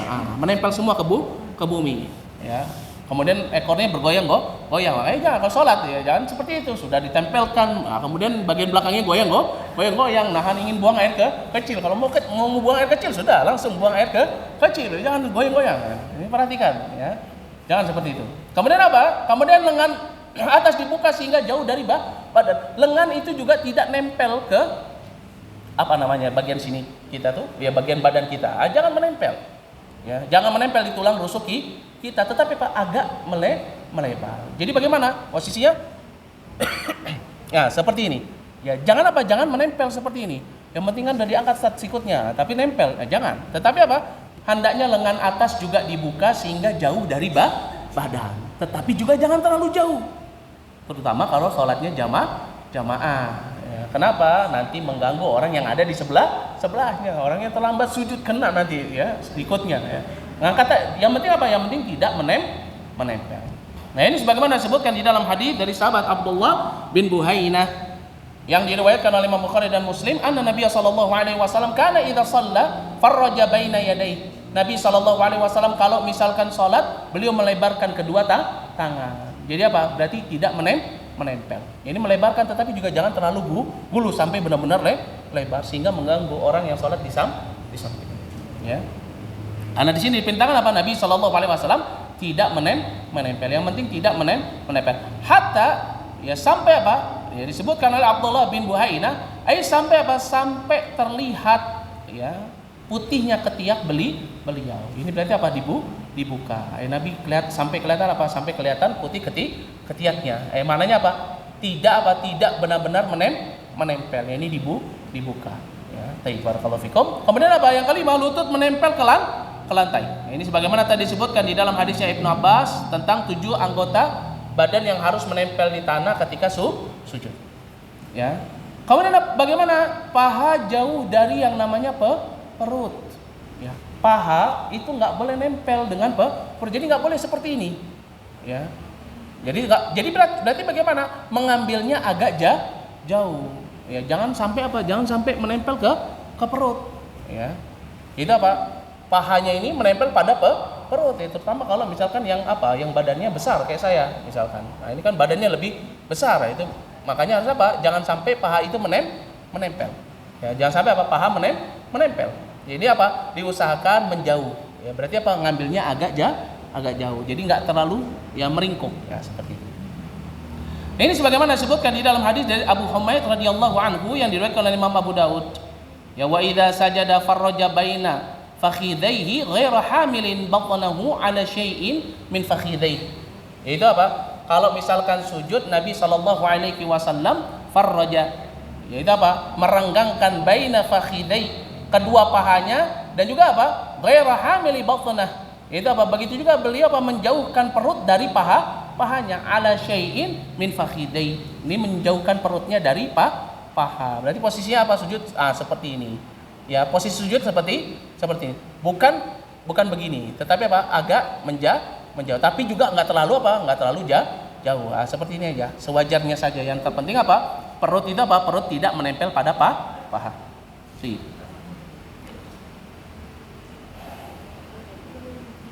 Dan ini merupakan suatu hal yang hukumnya Hukumnya sunnah. Ya. Kemudian yang terakhir di dalam sujud itu Jadi jari kaki mengarah ke arah kiblat. Ya, jangan malah justru kakinya seperti ini. Ya, tetapi kaki itu harus jari itu harus seperti ini, yaitu mengarah ke arah kiblat. Berdiri tegak, jarinya melengkung mengarah ke arah kiblat. Ya. Tidak dilepas seperti ini. Tidak, ya. Apalagi kalau digoyang-goyang, jangan, ya. Tetapi mengarah ke arah kiblat. Ya, ini sebagaimana disebutkan di dalam hadis dari Muhammad bin Amr bin Atha yang diriwayatkan oleh Imam Bukhari, ya, di mana Nabi sallallahu alaihi wasallam, ya, kata sahabat Muhammad bin Amr bin Atha, annahu kana jalisan ma'a nafari min ashabi Nabi sallallahu alaihi wasallam. Aku pernah duduk bersama beberapa orang sahabat Nabi sallallahu alaihi wasallam. Ya. Maka mereka pun menyebutkan kepada kami tentang tata cara salatnya Nabi sallallahu alaihi wasallam. Kemudian ada salah seorang, ini Abu Humaid As-Sa'idi yang tadi hadisnya sering kita sebutkan. Beliau mengatakan bahwasanya aku paling hafal dan paling tahu tentang tata cara salatnya Nabi sallallahu alaihi wasallam. Kata beliau, aku pernah melihat Nabi sallallahu alaihi wasallam kalau beliau ruku, ya, itu maka tangan beliau memegang lututnya, kemudian beliau luruskan punggungnya. Ketika beliau i'tidal, maka sampai semua tulangnya kembali ke tempatnya. Jika beliau sujud, Beliau meletakkan kedua tangannya tidak terlalu direnggangkan dan juga tidak terlalu dirapatkan. Ya, jadi jangan terlalu renggang, tapi apa? Tapi ya sewajarnya. Dan jari-jari kakinya kata beliau, ya, wastaqbala bi atrafi as-sabi'i rijlaihi al-qiblah. Beliau Nabi SAW menjadikan ujung-ujung jari kakinya itu mengarah ke arah kiblat. Ya, mengarahnya ke arah kiblat. Berarti bukan apa? Bukan ya seperti ini, tetapi apa? Mengarah ke arah kiblat. Ya, usahakan mengarah ke arah kiblat. Ustaz, tapi saya pakai sepatu, Ustaz. Ya, mungkin sedang safar atau sedang jaga perbatasan. Sepatunya sepatu ya apa namanya? Sepatu perang, seperti itu, PDL misalkan. Itu nggak kelihatan, susah untuk apa namanya, jarinya dipastikan ya dalam keadaan apa, menyentuh tangan menghadap kiblat. Maka fattaqullaha mastata'tum. Yang terpenting sudah apa, sudah berusaha ya. Kemudian setelah itu apa, setelah itu kedua tumit dirapatkan ya, kedua tumit dirapatkan. Jadi posisinya apa, kedua tumitnya dirapatkan. Jadi jarinya menghadap ke arah kiblat, rapatkan ya. Boleh nggak kalau nggak dirapatkan? Boleh juga kalau tidak dirapatkan. Tetapi berdasarkan hadis dari Aisyah radhiyallahu anha, bahwasanya Nabi SAW ya beliau menempelkan dua tumitnya menghadapkan jari-jari kakinya kemana? Ke arah kiblat. Nah, ini cara Nabi salat sebagaimana yang dikabarkan oleh Aisyah radhiyallahu anha. Nabi kalau salat ketika sujud ya jari kakinya mengarah kiblat, tumitnya menempel. Ya. Dan ini merupakan pendapat yang rajih ya, dalilnya sahih. Itu apa? Tumit atau apa namanya? Telapak kakinya menempel. Ya tidak merenggang. Tapi boleh nggak merenggang? Boleh juga merenggang. Tetapi apa? Tetapi Aisyah mengabarkan Nabi ketika sujud tumitnya menempel. Kemudian apa? Jari-jarinya mengarah ke arah apa? Ke arah kiblat. Barakallahu fikum. Mungkin ini yang bisa saya sampaikan. Ya sampai di sini. Ya insyaallah nanti kita akan lanjutkan pelajaran kita pada julus salam ya, sujud syahwi, begitu juga apa? Begitu juga tentang lafaz-lafaznya di dalam setiap ya apa gerakan-gerakan salatnya. Ya insyaallah bismillah tetap jaga semangat ya, tetap jaga niat ya agar Allah Subhanahu wa taala yang membalas kita dengan surganya, pahalanya yang terbaik dan memberikan kepada kita keistiqomahan di dalam iman dan Islam. Apa yang disampaikan jika ada kesalahan itu datangnya dari saya, dan jika benar itu datangnya dari Allah Subhanahu wa taala, wa nastaghfirullah wa atubu ilaihi wa lafu min kunna naktafi lahuna subhanakallah bihamdik asyhadu an la ilaha illa anta astaghfiruka wa atubu ilaihi. Assalamualaikum warahmatullahi wabarakatuh. Kita cukupkan atau masih ada yang mau bertanya? Tafadhol.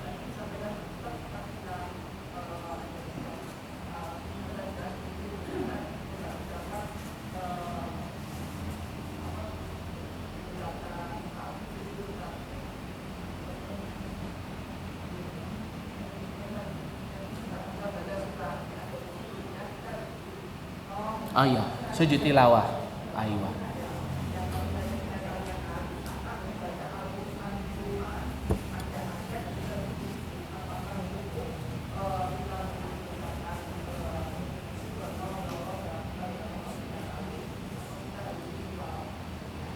Barakallahu fikum. Ya sujud tilawah itu hukumnya apa? Sunnah. Orang yang membaca, orang yang mendengar ya, maka kedua-duanya hukumnya adalah sunnah. Ya, jadi kalaupun imam membaca surat-surat yang ada sujud tilawahnya, imam nggak sujud, makmum sujud nggak? Jangan sujud. Tapi kalau imam sujud, maka ikut sujud. Kenapa? Saat kan sunnah. Saya nggak mau ikut imam sujud karena di dalam sholat itu kita harus mengikuti gerakan imam. Makanya kalau imam yang sujud tilawah ya kita sujud. Ya, kalau misalkan imamnya tidak, ya maka kita tidak. Kalau di luar sholat kita mendengar ada orang yang membaca ayat-ayat yang ternyata di situ ada perintah untuk sujud, dia sujud, ya maka kita nggak mesti harus sujud karena hukumnya sunnah. Nah orang yang membaca mau sujud boleh, tidak sujud juga boleh. Jadi tidak ada, jadi hukumnya bukan wajib.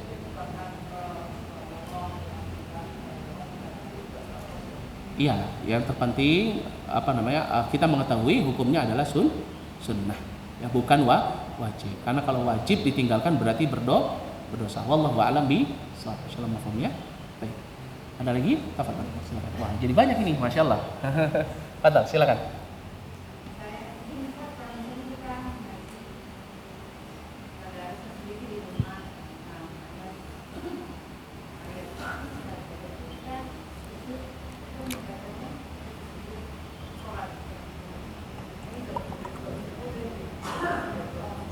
Ya, tadi sudah disebutkan ya. Ya.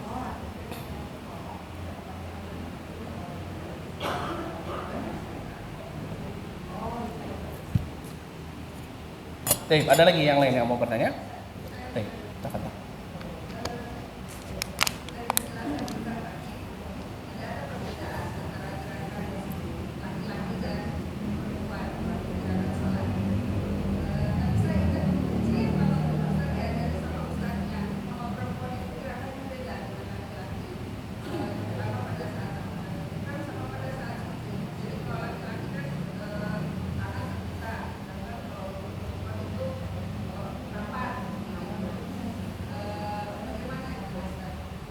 Baik, wallahu a'lam bishawab.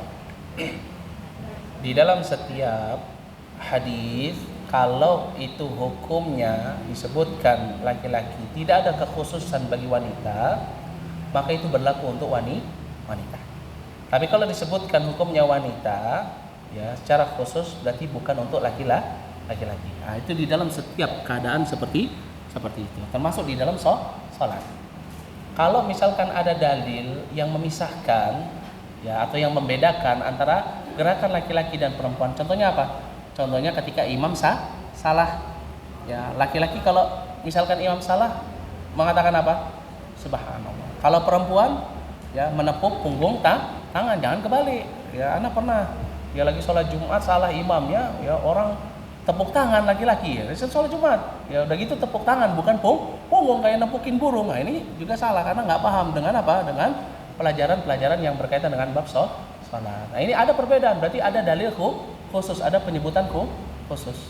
Nah, tetapi kalau tidak ada penyebutan khusus ya maka apa, hukum untuk laki-laki itu sama dengan perempuan di dalam sholat, mulai dari takbiratul ihramnya, mulai dari ketika apa ya, ketika bersedekap ya bisa diletakkan di dada, di di perut atau di bawah ada bawah pusar, yang nggak disebutkan kekhususan perempuan letakkannya di pusar saja ya atau di bawah pusar atau kekhususan tidak ada. Maka kalau tidak disebutkan ya maka apa, berlaku sama ya, perempuan laki-laki ketika sujud ya dia merenggangkan, tidak merapat kecuali kalau ada dalilnya. Wallahu a'lam bishawab ya. Baik.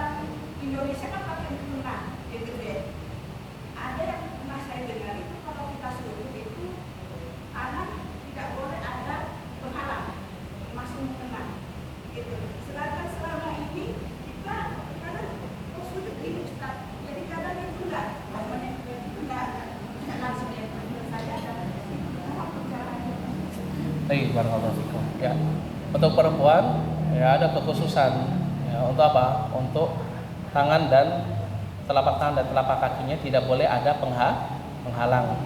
Ya, dalam artian apa? Dalam artian ya dia harus apa? Menyentuh tanah. Ya harus melepaskan dulu ya sarung tangannya ya atau kaos kakinya ketika sholat. Ya. Begitu juga ketika sujud. Ini juga menjadi pertanyaan yang umum. Itu apa ketika seseorang sujud, apakah peci ini harus dinaikkan dulu, pakai imamahnya dinaikkan dulu ya supaya benar-benar jidatnya itu menempel ya, tidak harus seperti itu. Apa yang melekat pada badan tidak kecuali memang ya itu sesuatu yang apa yang tebal sekali sehingga menghalangi, benar-benar menghalangi ya. Tetapi kalau tidak ya maka tidak mengapa. Fattaqullaha mastata'tum. Makanya ketika terjadi pandemi corona di situ ada perbedaan ulama. Ya, apakah ketika sujud sholat itu harus maskernya dibuka atau tidak, atau ketika sujud maskernya dibuka? Kenapa? Karena kalau pakai masker akan tertutup dengan masker, hidungnya tidak menempel di tanah. Ya, dalam hal ini apa? Fattaqullaha mastata'tum. Yang terpenting sudah berusaha untuk menempelkan ya maka sudah apa? Terhitung. Yang tidak boleh itu apa? Kalau sampai kepalanya itu tidak menyentuh kepada tanah, atau dia pasang apa? Penghalang misalkan sendalnya atau sepatunya supaya ya kalau tanah kan keras ditaruh bantal ya di kepalanya ya, sehingga ada pembatas antara dia dengan apa? Dengan bumi. Maka ini yang tidak diperbolehkan. Wallahu a'lam bi. Insyaallah mafhumnya. Ya, baik ya. Baik, silakan.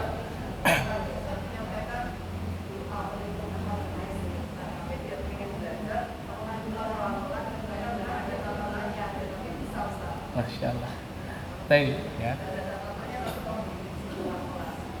Ya. Baik, ini subhanakallah wa bihamdik ya. Oh gitu. Harus kayak gitu. Sudah ada catatan ya? Ayo. Baik ya. Doa kafaratul majid ayat apa naktafilahuna subhanakallah bihamdik asyhadu an la ilaha illa anta wa astaghfiruka wa atubu ilaih. Ini subhanakallah wa bihamdik. Baru apa? Membaca dua kalimat syahadat asyhadu an la ilaha illa anta wa astaghfiruka wa atubu ilaih. Nah, sudah. Cukup. Ya. Oh, sama-sama. Ya Allah, astagfirullah. Ayo kita bersama-sama ya. Subhanakallah wa bihamdik asyhadu an la ilaha illa anta wa astaghfiruka wa atubu ilaik. Masya Allah, barakallah. Hai kalau barakallah. Fadhal. Masih ada yang mau bertanya? Itu dari tadi itu. Ada. Fadhal. Waalaikumsalam warahmatullahi wabarakatuh.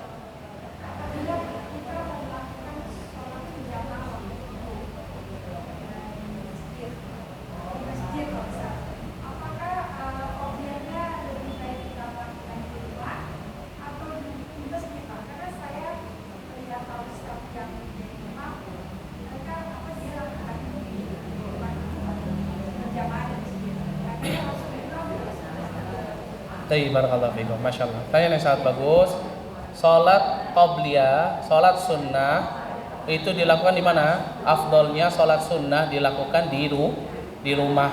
Maka dari itu Nabi mengatakan jangan jadikan rumah kalian itu sebagai kuburan. Tetapi apa? Yani dilakukan seseorang salat sunnah. Dan Nabi SAW itu selalu melakukan salat sunnah di rumah. Ya. Kecuali kalau misalkan seseorang takut ya lupa atau takut terlambat, maka dia datang lebih awal ke masjid sholat qobliyah, atau dia sholat dulu baru pulang. Tetapi afdalnya sholat itu sunnah adalah di mana? Di rumah.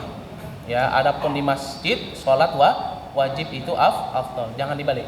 Ya, sholat wajibnya di rumah, sholat sunnahnya di masjid. Ya, jangan. Ya, ini kembali.